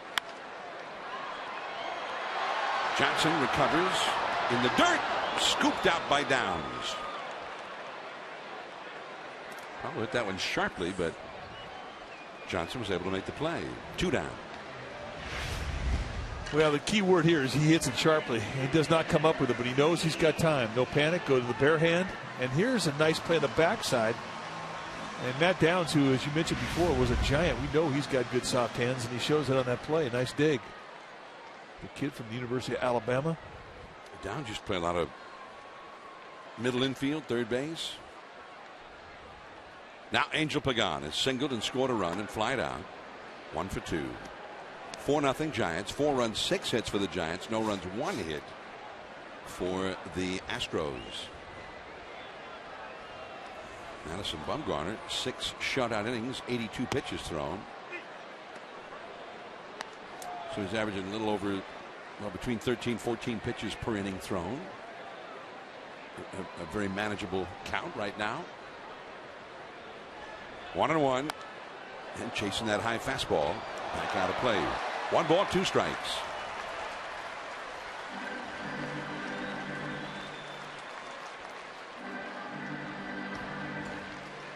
Giants got 2 runs in the first on Posey's home run and 2 more runs in the second. A rally started by Pagan with a single.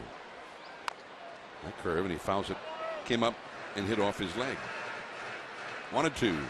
Dodgers still ahead of the Padres still ahead of the Dodgers. 1-0, top of the 6th in LA.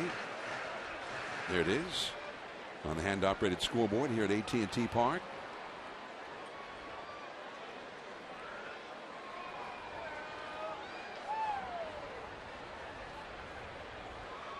Clayton Richard has pitched a beauty. The Dodgers have only 3 hits against him in the first 5 innings. No runs. And a sharp breaking ball down and in. And at the last moment, Pagan got that right foot out of the way. You know, a curveball as big as the one Rodriguez throws, the more you throw it, if you throw it 10 times, those last 4 times, it's not going to be as sharp as the first 6 times. It's just a tough pitch to be strong with. But he throws it a lot, and you don't really see him lose stuff on it the more he throws it. In fact, I think his curveball gets better as the game wears on. And I think in that regard, it makes him unique. It's a good curveball. He may be in his waning days as an Astro. Little squibber foul up the first base side to Roberto Kelly. Kick save. It seems like the last 3 years, his name has come up a lot around this time of the year. Trade deadline July 31st. In the month of July, his name gets tossed around a whole bunch. But they're saying in Houston that this probably is the last month that he'll ever wear an Astros uniform. Just a bit low. Easy take there. That ball bounced what, 8 feet in front of home plate? You saw him swipe the ball too when it got thrown back to him. He was upset about that. You hate to give a hitter an easy take when you've got a 2-strike count on him. 3-2. Curveball. Bounce foul. Defensive hack right there. Stay alive hack. Brandon Belt on deck. Would be next. 2 down, nobody on. Here in the 6th. He's ready. Oh, yeah. Put me in, coach.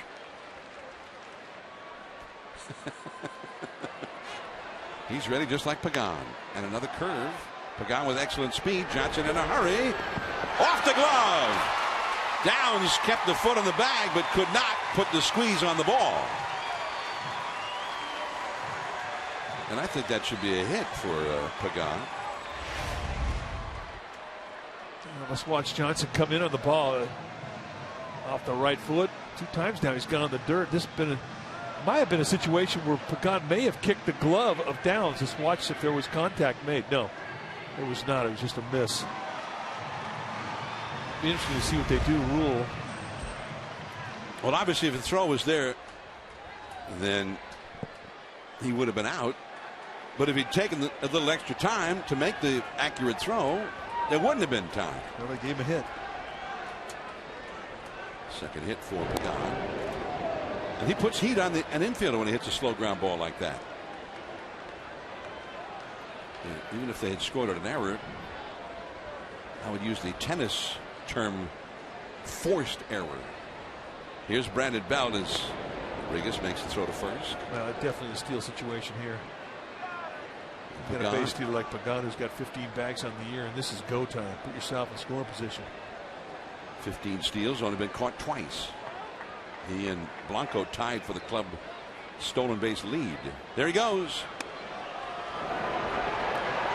He's in there. Number 16. Pretty good throw by Snyder, too. No, he didn't get much help from Wandy Rodriguez. That was a 1.37 unload time for Rodriguez. That's very slow. Again, they know it. They know by his foot as to when he's going to first and to when he's going home. Big jump. You can see the tip, and he knew he was going home. Great jump, easy steal. Pagan is now 15 for 15, stealing second. Been caught twice, both trying to steal third. And Brandon Belt late on that fastball. 1 ball, 1 strike. Base hit can mean a run here with the speedy Pagan at second. Belt singled to left in the 2nd inning on a 2-strike curveball and flied out to center in the 4th. Inside with a fastball. Well, if they're pounding you on that inside corner, your best defense is to take it until you absolutely have to swing with 2 strikes. I think it's easier for him to take that inside pitch against lefties than it is against righties. And that's one area where he needs to improve in the second half. 2-1, or rather 3-1 now. Joaquin Arias is a right-handed hitter on deck.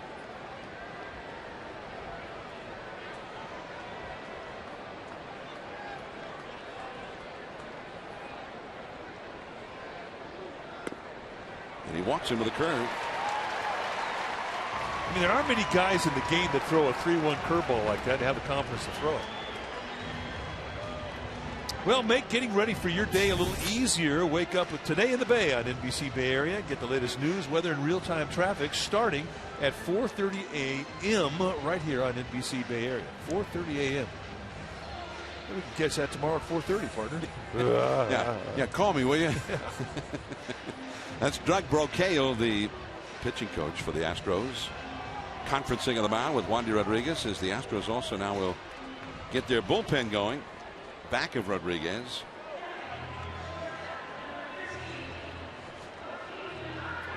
A right-hander has started to throw in the Houston bullpen.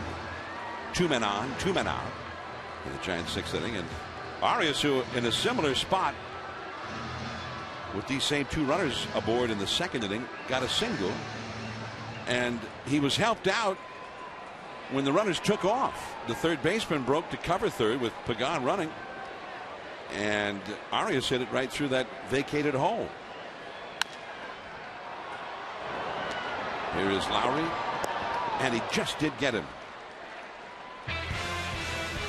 One pitch, and the threat has come and gone. On to the 7th. Lowry coming up.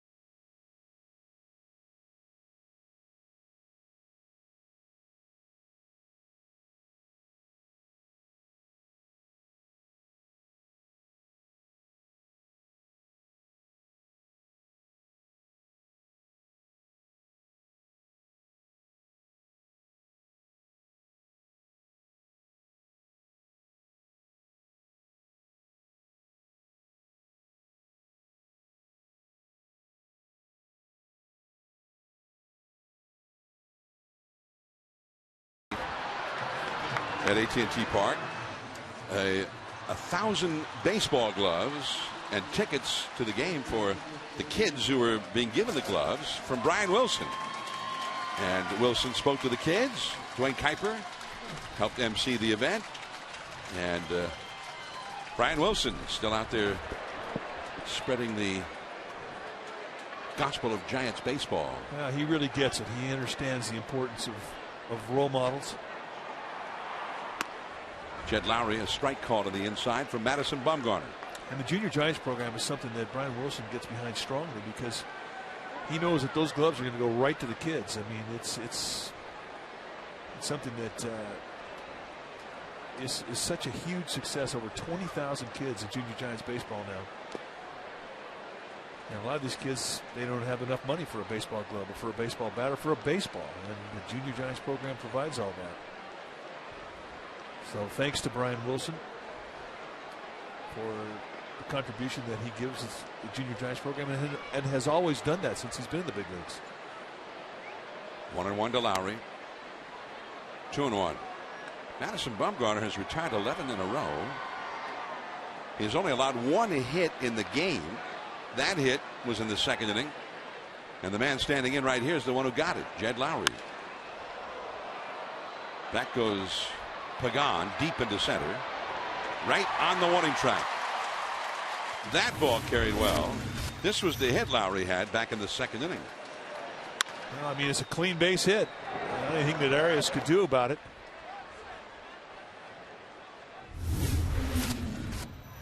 I mean, that's why a no-hitter is such a rarity. And then a perfect game is even more incredible because it just takes one little swing of the bat where a guy hits a routine ground ball and it finds a hole. Well, you see hits like that, broken bat pop-ups that fall in, things like that. And then you always marvel at how anybody could ever pitch a no-hitter, much less a perfect game. Chris Johnson has grounded to 3rd and popped up to 2nd. The Astros have action in their bullpen again.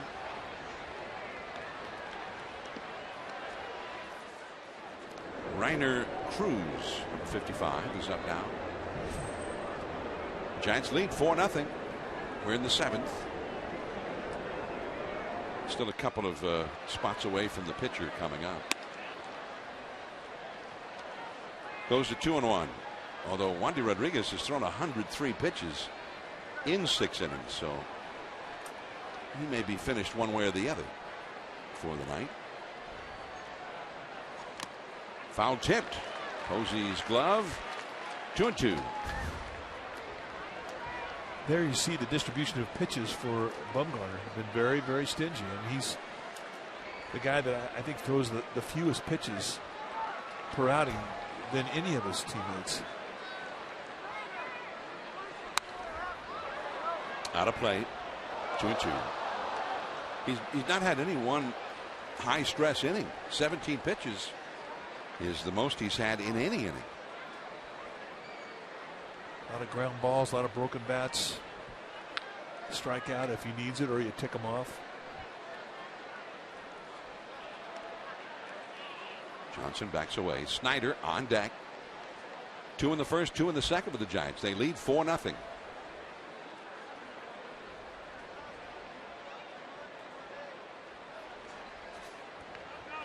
And time taken.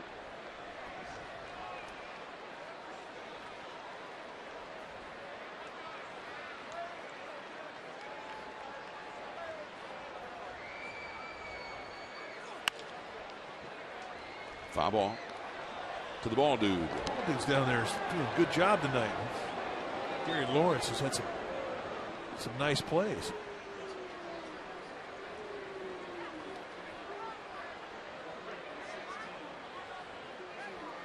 Dodgers have gone ahead. Mark Ellis, just recently back from the disabled list. 2-run homer in the 6th inning. And the curve in the dirt. Strike 3 swinging.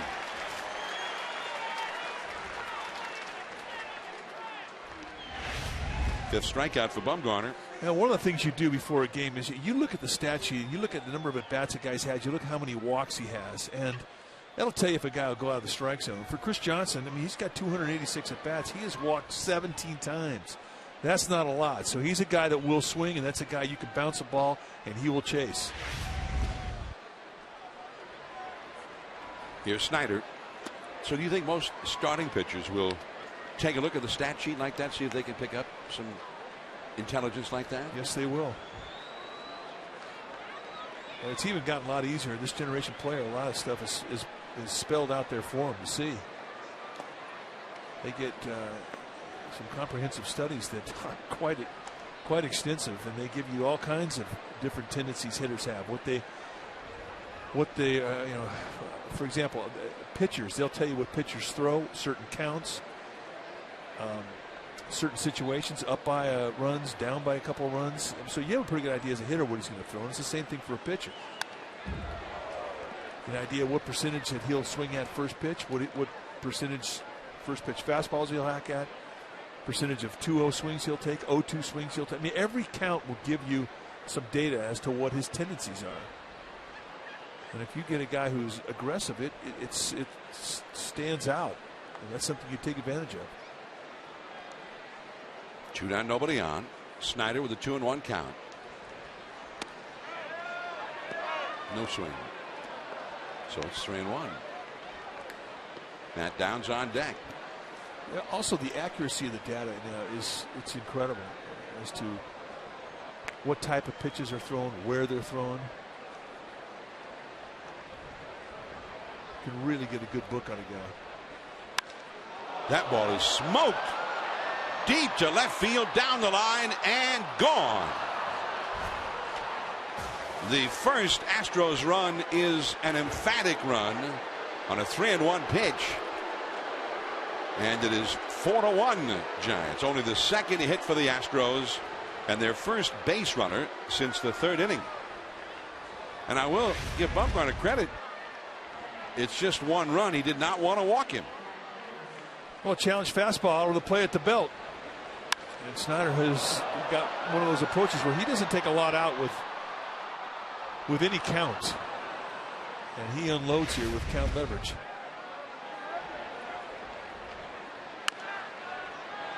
Foul ball by Matt Downs. And Matt Downs is going to try and hit one.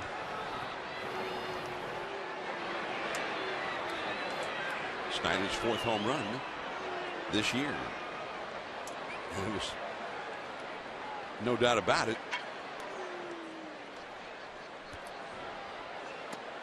Way back into that tunnel between the main grandstand and the bleachers out there in left field.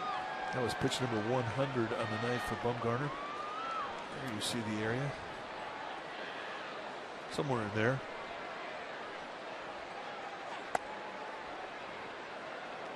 And it's 2-1 now.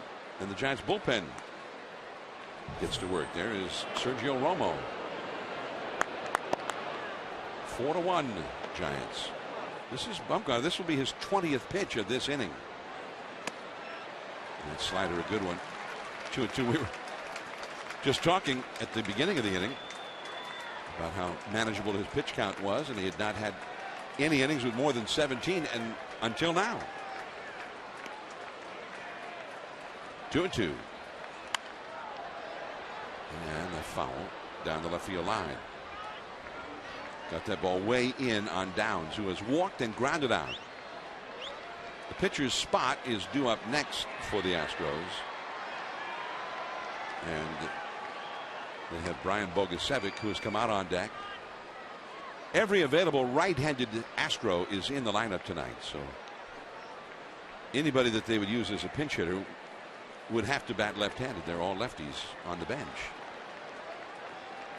2 down, nobody on. 3-2. And do you think he's starting to labor a little bit, Mike? Just get underneath some pitches. When you start to see him elevate, I mean, that's always been the telltale sign of guys starting to fatigue. And he's definitely getting underneath some. Full count. Curveball. Shallow right. Christian Bumgarner was 7 strong in the books. 1 run and 2 hits allowed.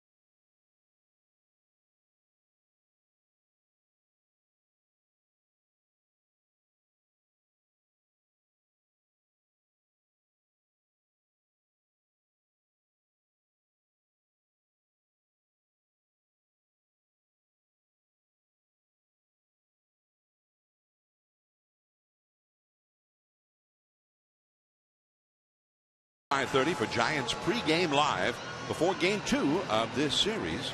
We'll be back with you on NBC Bay Area and the Giants television network Monday night, July 23rd. That's a week from Monday when the Giants get home from their next road trip. The Giants and Padres will meet in game 1 of their series right here at AT&T Park. Padres, meanwhile, are in LA tonight, trailing 2-1 in the 7th. The Giants ahead here 4-1 into the last of the 7th inning.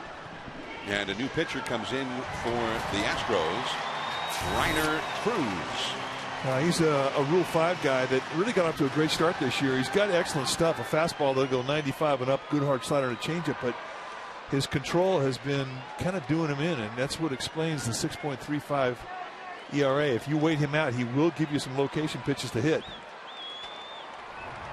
25 years old, 6 feet 2 inches tall. And it is Nate Sherholtz pinch hitting for Madison Bumgarner.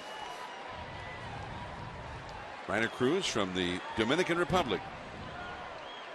Nate hitting .246.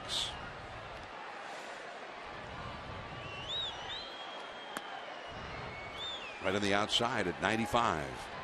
1-1.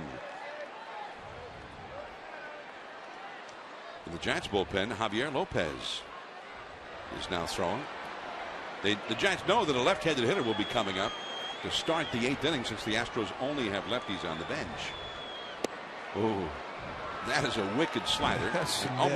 Almost hit Nate in the left ankle. First time you see that bad boy, you're at a disadvantage. This is the price of education. You're just thankful you saw it in the second strike and not the third for the first time. 1-2 the count. Christian on deck. Back in there this time at 97 with a fastball. 2-2. Oh, he's got legit stuff. There's no question there. As you see Javier Lopez finishing out his warm-up throws. He'll pitch top of the 8th. 4-1 Giants here in the 7th. And that did not have the little break coming back to the plate. Stayed off the outside. 3-2. Cruz in 28 1/3 innings, 32 hits allowed, 5 home runs. A lot of home runs given up. That ball hit well. And into the number 5 archway. Nate to second, digging for third. He's going to make it a stand-up triple. The 5th archway, right by the 365 marker in the Willie Mays wall. Well, a challenge 3-2 pitch, and it's right out there over the middle of the plate. An easy pitch to defend. Sherholtz with that really good flat swing, stays in the zone a long time, backspins it right over the head of Bixler. And once it hits that wall, you don't know what it's going to do. It had to be Maxwell coming in from center field to back up the play to get it in. By then, it's too late. An easy triple for Nate Sherholtz. Nice at bat. That is the 5th triple this year for Nate Sherholtz. Infield in, nobody out. Christian. Did he swing? Yes, he did. It's 0-1. Well, you're going to see a lot of guys do that the first time they see that breaking ball. That's a good one.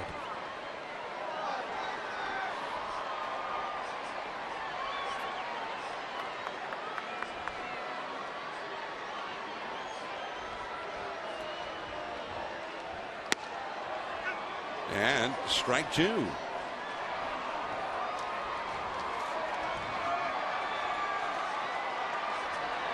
Christian has knocked in a run with an infield out.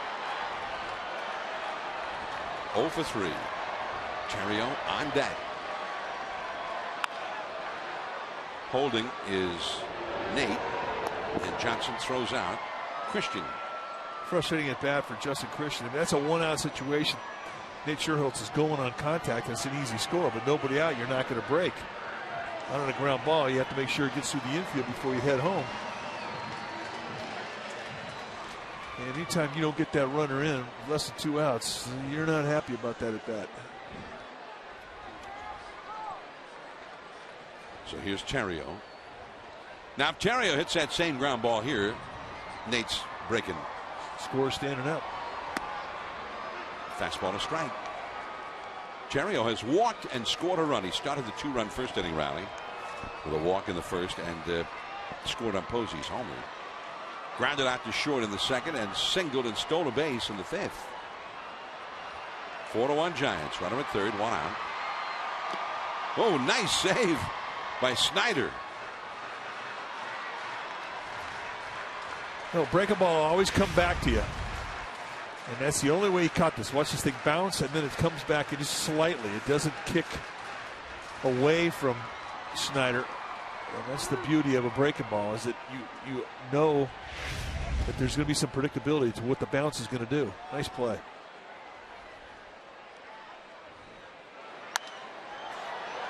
Skies one foul and back into the crowd. Yeah, he's not happy about that. He went out of the strike zone.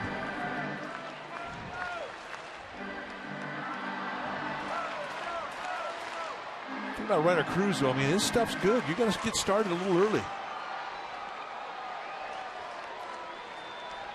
He has to throw hard. You'll see hitters leave the strike zone more often with him. And the fastball is off the outside at the knees. 2-2.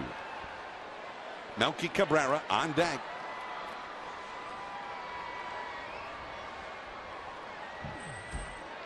There's the Milkman, 1 for 3 tonight. Sherholtz led off with a pinch hit triple. He's at third now with 1 out. 2-2. And a foul.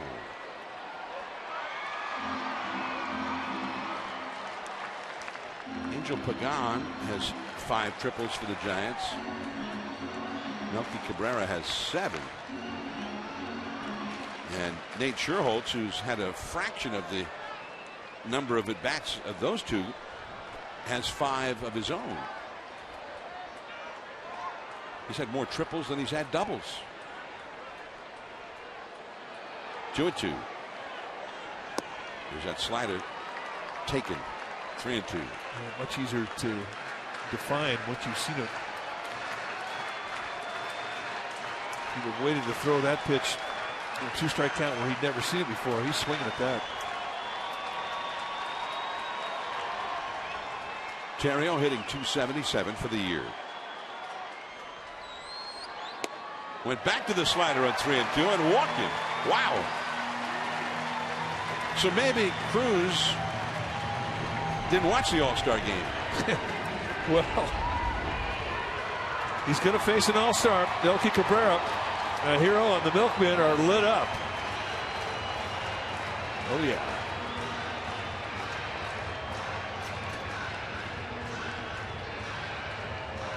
This is the manager, Brad Mills, not the pitching coach. So I guess part of what they'll be talking about is how he wants them to handle a possible double steal here. Yeah, this is a pep talk too. Brad Mills knows he's got a Rule 5 guy, a young pitcher out there who's a little shaky.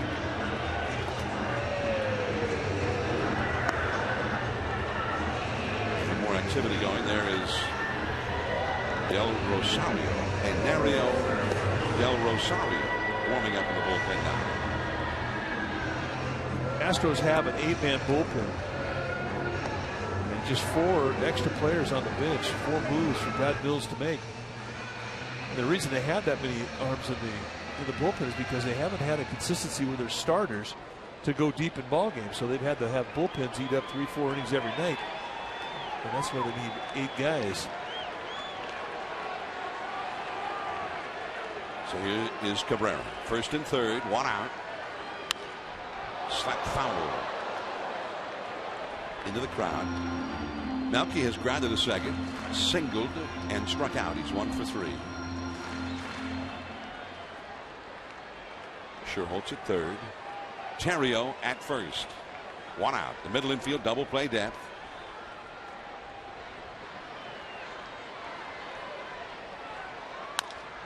Slow chop. There's one. And a double play.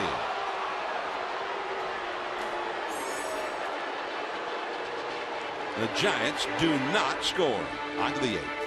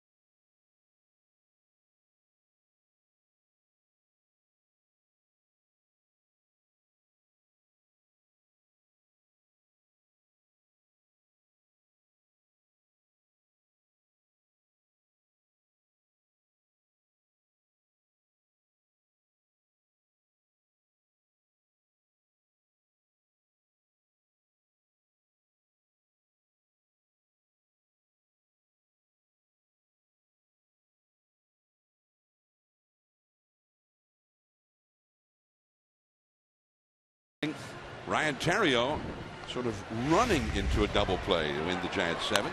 Well, he worked his play to perfection early in the year. You've got to stop a little bit sooner. He did stop, but he could not get back quick enough to avoid the tag from Altuve.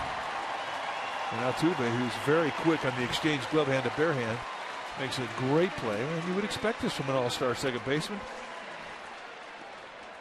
And indeed, they do get Melky Cabrera. Nice play.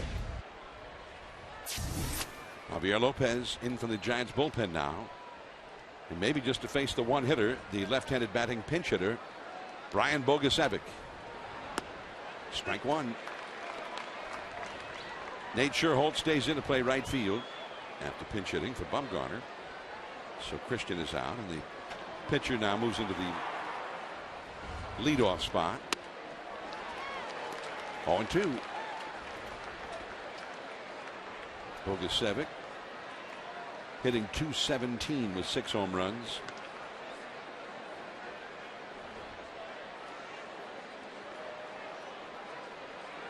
Struck him out. So Bogusevic retired post haste. Now you've got a long list of right-handed hitters coming up, and here comes Bruce Bochy. Here's that strikeout pitch, Mike. Right on the inside corner, and see you later. Romo coming in to face Altuve. 4-1 Giants here in the 8th. 1 out, nobody on, and we'll be right back.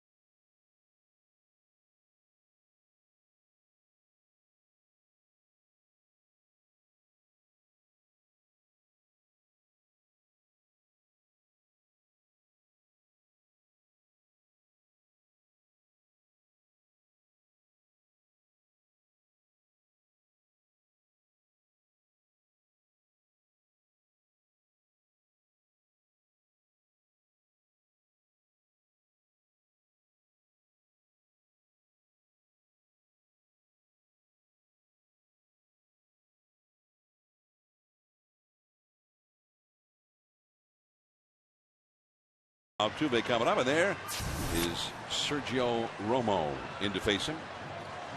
32nd time he's come into a game this year for Bruce Bochy. 2-1 with an 0.72 ERA. Really all-star credentials. He's been spectacular again. Just 18 base runners in 25 innings. 30 strikeouts against 7 walks. The model of consistency. So right-handed hitters have a 123 batting average against him. First pitch swinging. Altuve, a pop-up. Pagan. 2 down. Now Bixler, another right-handed hitter. 2-1 Dodgers leading the Padres. They're into the 8th inning now, down in LA.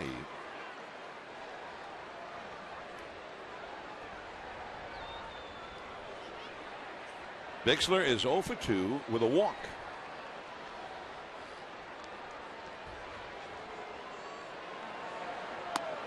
And a slider for a strike. Madison Bumgarner went 7 innings, 1 run, 2 hits allowed. 5 strikeouts, 2 walks. He was fantastic. Absolutely dominated the inside part of the plate. So consistent. That is a strike. And that came back to the inside part of the plate.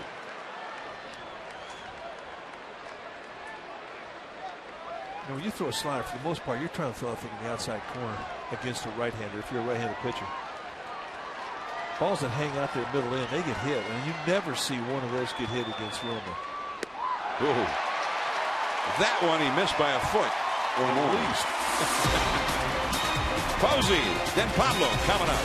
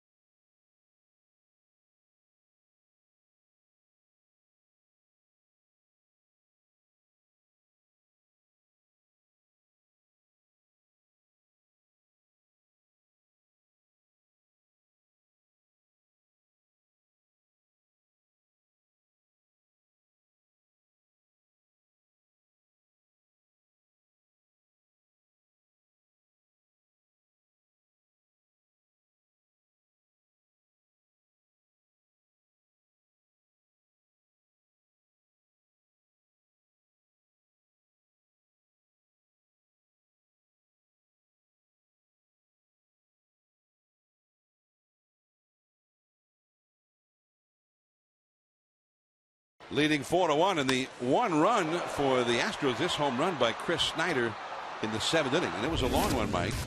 Well, it was no cheapie. You want to flash back to Matt Cain's perfect game, and it was Chris Snyder that almost ruined it. He hit this ball, and we all thought it was out of here. And Melky Cabrera goes up and makes the play. Angel Pagano in center field said he saw the ball go into the stands and then come back to the playing field. So the ball actually got blown back into fair play where Melky made the play. So on a night that was absolutely destined to be a perfect game night, it was Chris Snyder that probably was one of the more frustrated Astros of the entire ball game. I remember Marty Lurie at KBR saying that he was sitting with a scout when that ball was hit and it stayed in the yard. As we see Enario Del Rosario in from the bullpen, slinging the strike to Posey. The scout turned to him and said, stuff like that happens. That's the night where a perfect game gets pitched. 1-1 the count. Posey, a 2-run big fly. First inning. Onto the top of the building in center field.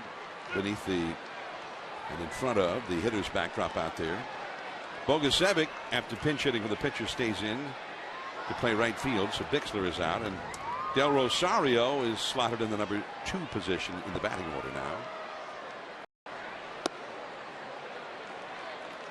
2-2 to Buster Posey.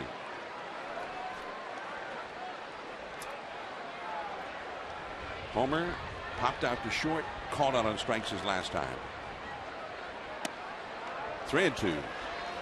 Del Rosario is in his 7th game. 6 runs, 10 hits allowed in 7 previous innings this year.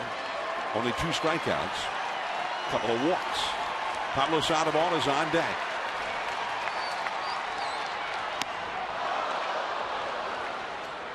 And his 3rd strikeout.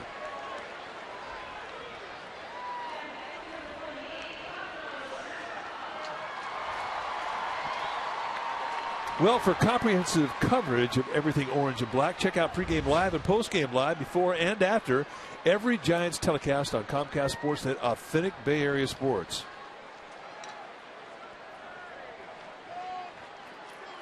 Pablo without a hit. 3 times he hit a ground ball to third. Once into a double play.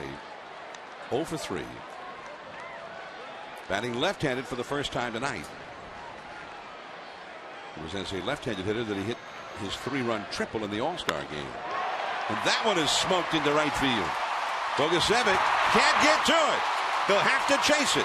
Pablo to second. Turns the corner. Heading for third. He's going to make it with a belly flop.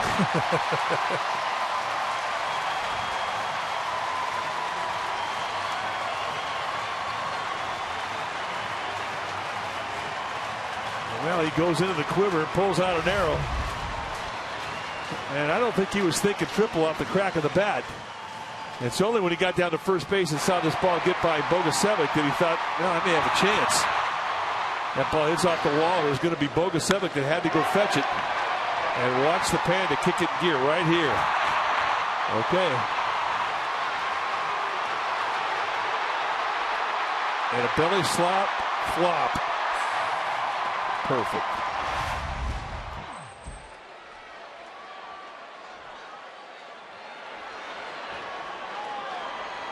So Pablo with his first triple of the regular season.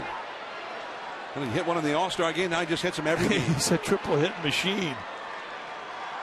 I think of all the Giants hitters, I think he's the funnest guy to watch hit a triple. Infield is in for Pagan, who is 2 for 3 in the game. Now batting left-handed for the first time. Rosario way off the inside. 4-1 Giants, the last of the 8th. Clay Hensley has run down to the Giants bullpen now to start throwing. There he is with Mark Gardner, bullpen coach alongside. Back out of play. By the way, Sergio Romo threw only 4 pitches, getting the final 2 outs in the first half of this inning. So Sergio should not be too exhausted at this point. Yeah, he'll take a 4-pitch outing every time. He can pitch a long time, averaging 4 pitches an inning. 1-2 the count. Tagging is Pablo. There's the catch. Pablo's coming. The throw is a good one. There. And the collision. The ball comes loose. Pablo scores.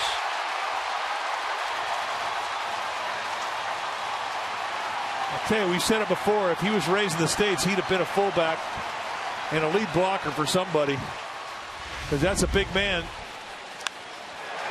It was going to be a challenge play because there's not a lot of great arm out there with Martinez, but he had a lot of momentum coming into the play. And Snyder's a big man as well. This is a big-time collision. And he cannot hold it. And that's a big run. Pablo made sure that he went back and touched the play, but it looked to me from that replay that he had already touched it.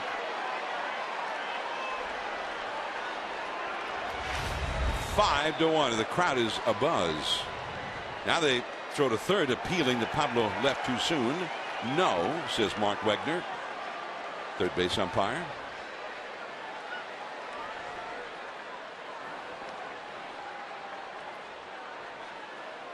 So Brandon Bell with 2 down.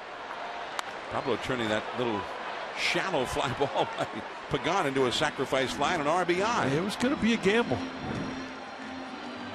But Martinez does not have a great arm.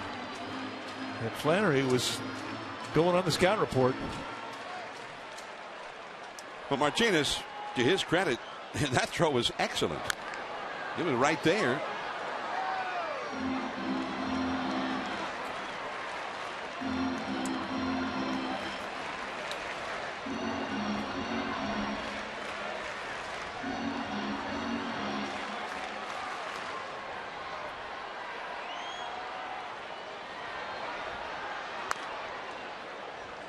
On 2.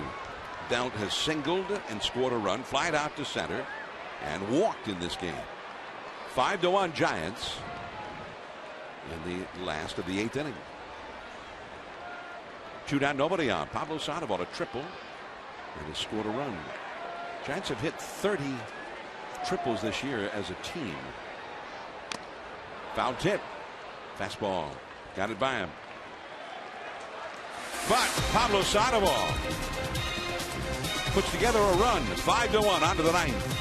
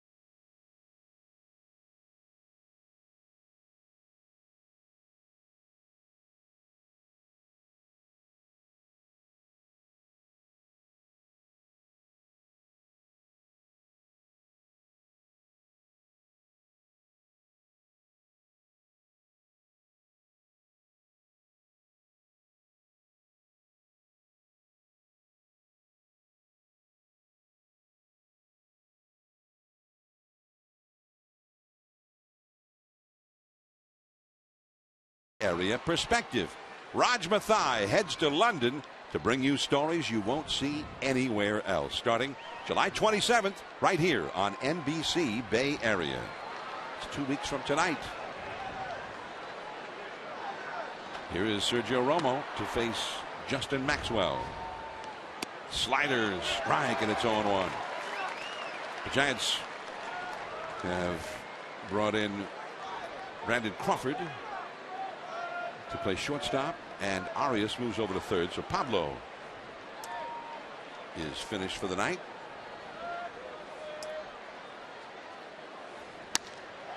Pablo scored a run that was he didn't just score it, he sort of willed it to happen. There's Crawford. Well, I think now it's short.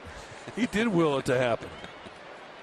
You know, I think they did not make a play on him at third base, so I'm sure that Tim Flannery wasn't telling him to slide. There was no need to slide. I think Pablo just figured that's the only way he was going to be able to stop. That's a foul tip. Got a piece of the hand of Posey, looked like bare hand. 1-2. Pablo got himself a triple and then scored on the shallow fly ball. Let's watch him. This thing does get him. Ooh, oh, looks like a foot shot.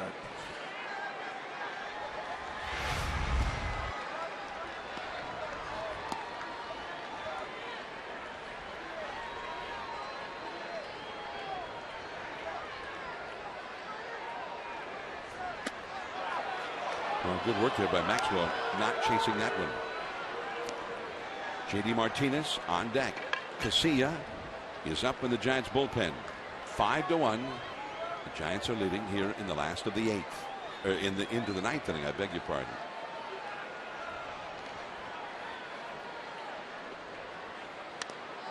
Got a piece of that one.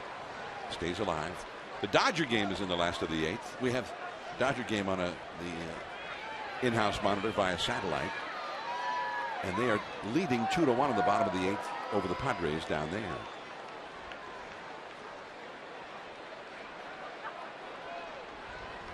Two and two to Maxwell. He's been hit by a pitch, struck out, and fouled out to first. Romo tries it again. Fastball popped up foul. Yeah, you forget he's got a good fastball, but we've seen him hit 91, 92 miles per hour with it. You get so slider happy every once in a while. You need to mix that fastball in. You need to save your velocity, and the only way you do that is by throwing that fastball. You throw so many sliders, all of a sudden that fastball velocity starts to get down in the 80s. You lose that 91, 92. 2-2. Seventh pitch of this battle. Little flare and foul into the bullpen. We have a winner. An Angels Giants fan. Don't see many of those guys.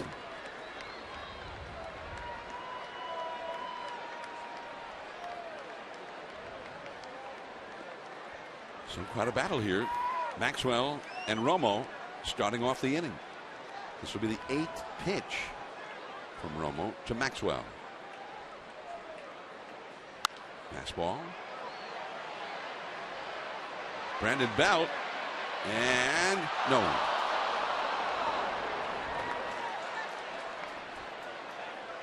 There's a little tricky aspect to going for a ball in that area because you have the party field level area that kind of juts out onto the field. You have to make your way around that. You know, there's a lot of distraction. You got ball dudes, you got cutaways, you got home plate. It would have been a nice play.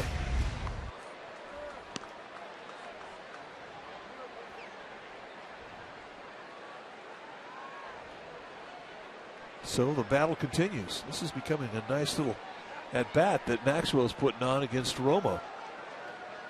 Right-hander against right-hander. 2-2 the count. Check swing. Back to Romo. After all of that, Maxwell decided not to swing, and that was the one that got him out.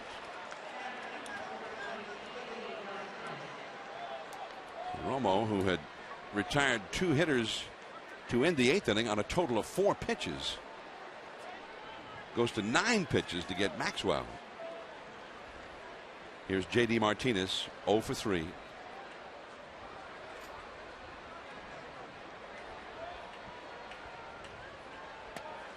strike at the knees. It's 0-1. Such great consistency with that pitch. Can absolutely dot your eye with that slider just about any time he wants to. Uncanny command. And that was his nature all the way through the minor leagues. Always a very, very good control specialist with everything. Just a bit too low that time.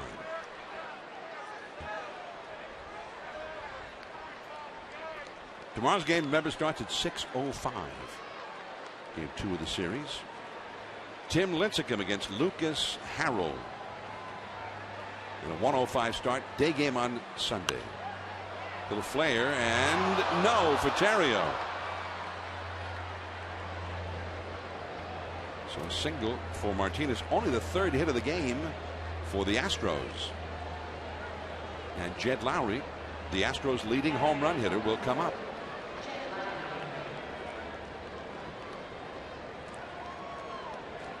There's J.D. Martinez at first.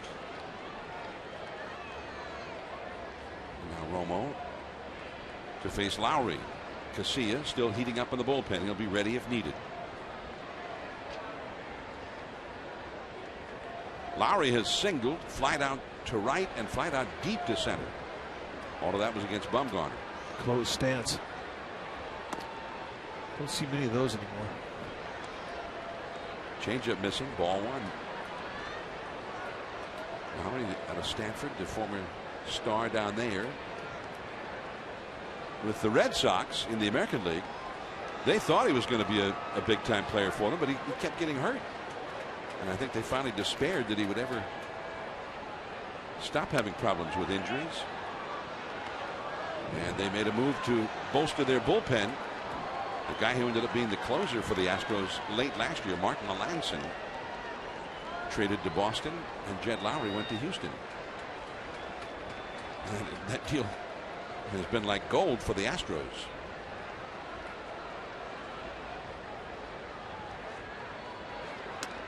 Off the inside. So now it is 3-0. Chris Johnson is on deck. Lowry's got 14 home runs, 12 of those from the left side, so he has, of course, more at bats from the left side, facing more right-handed pitchers than lefties, but he's definitely got some TNT in the barrelhead there. Saw him take a ball out to the center field warning track earlier in the game, right-handed. He's got pop both sides. Hitting only 200 as a right-handed hitter.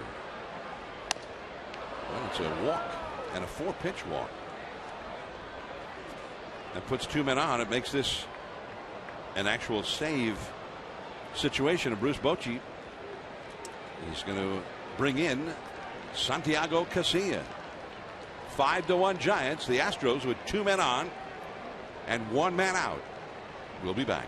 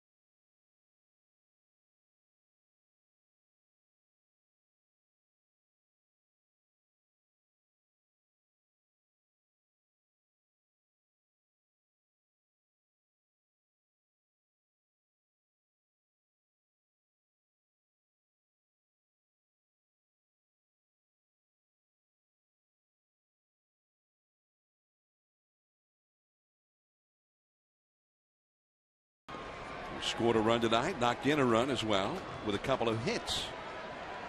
Very nice first game back after the All-Star break. There is Santiago Casilla, who developed a blister problem in the hot, humid Eastern Seaboard road trip with the Giants. And by last weekend was not available for the ball club. Now, he kept going out there, but it definitely affected him. He was not able to really finish his pitches, and it affected his command. Fortunately, it has healed up, and it should be no problem. In to face Chris Johnson, and he almost hit him. Chris Snyder. If Johnson gets aboard, Chris Snyder would come up as the possible tying run of the game. He has knocked in the Astros' only run tonight with a home run. A long home run. Casilla has only had one save converted in his last 4 opportunities. Boy, big time sink on that 2-seam fastball. He's got both types of fastballs. He'll throw a 2-seamer and a 4-seamer. That was a 2-seamer. And this thing just bottoms out. He's looking for a ground ball here. Look at this thing come in on Johnson. I mean, that's big time movement with good velocity. Johnson is 0 for 3 in this game. Grounded out, popped out, and struck out. Martinez at second, Lowry at first. The infield double play depth. And that slider kind of hung up there out of the strike zone. 2-1.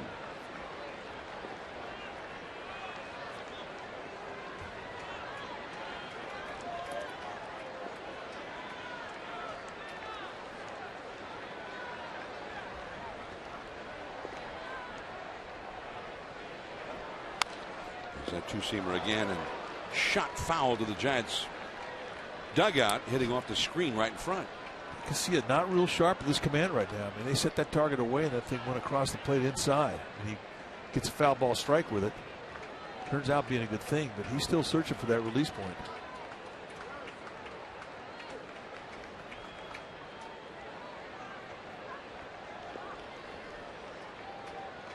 Two and two the count to Chris Johnson. Casilla in his 37th game of the year. And the curveball strikes him out. Kind of swung as hard as he threw it. And I think that's something you're going to see more of this second half. More curveballs. Spikes that curve. And a big swing through Cia, and that'll give him confidence. And now big Chris Snyder. The 2 on and 2 out. Snyder struck out, grounded out, and hit a long home run down the left field line. Back in there for a called strike.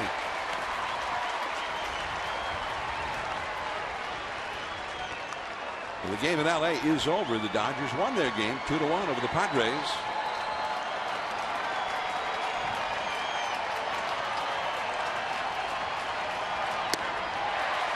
On 2. Now this is when it's really the place you want to be when you're a closer. You're 1 strike away. You're at home. You get everybody up on their feet. Believe me, you hear every clap. And it'll definitely fill that uniform up with vibe. Make your fastball faster. Make your breaking ball better.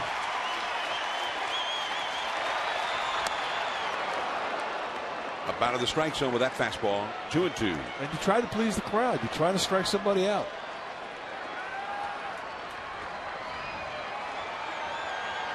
Casilla will try it again. 2 on, 2 out in the 9th. 1 ball, 2 strikes. Struck him out. Back to the hammer. And the Giants beat the Astros in the first game back from the All-Star break. And Madison Bumgarner with his 11th win of the year. Casilla gets the save. All-Star Buster Posey, 2-run homer. All-Star Pablo Sandoval, another triple. All-Star Melky Cabrera with a base hit. 5-1 Giants over the Astros. Stay tuned. We're going to be back with more from AT&T Park in downtown San Francisco.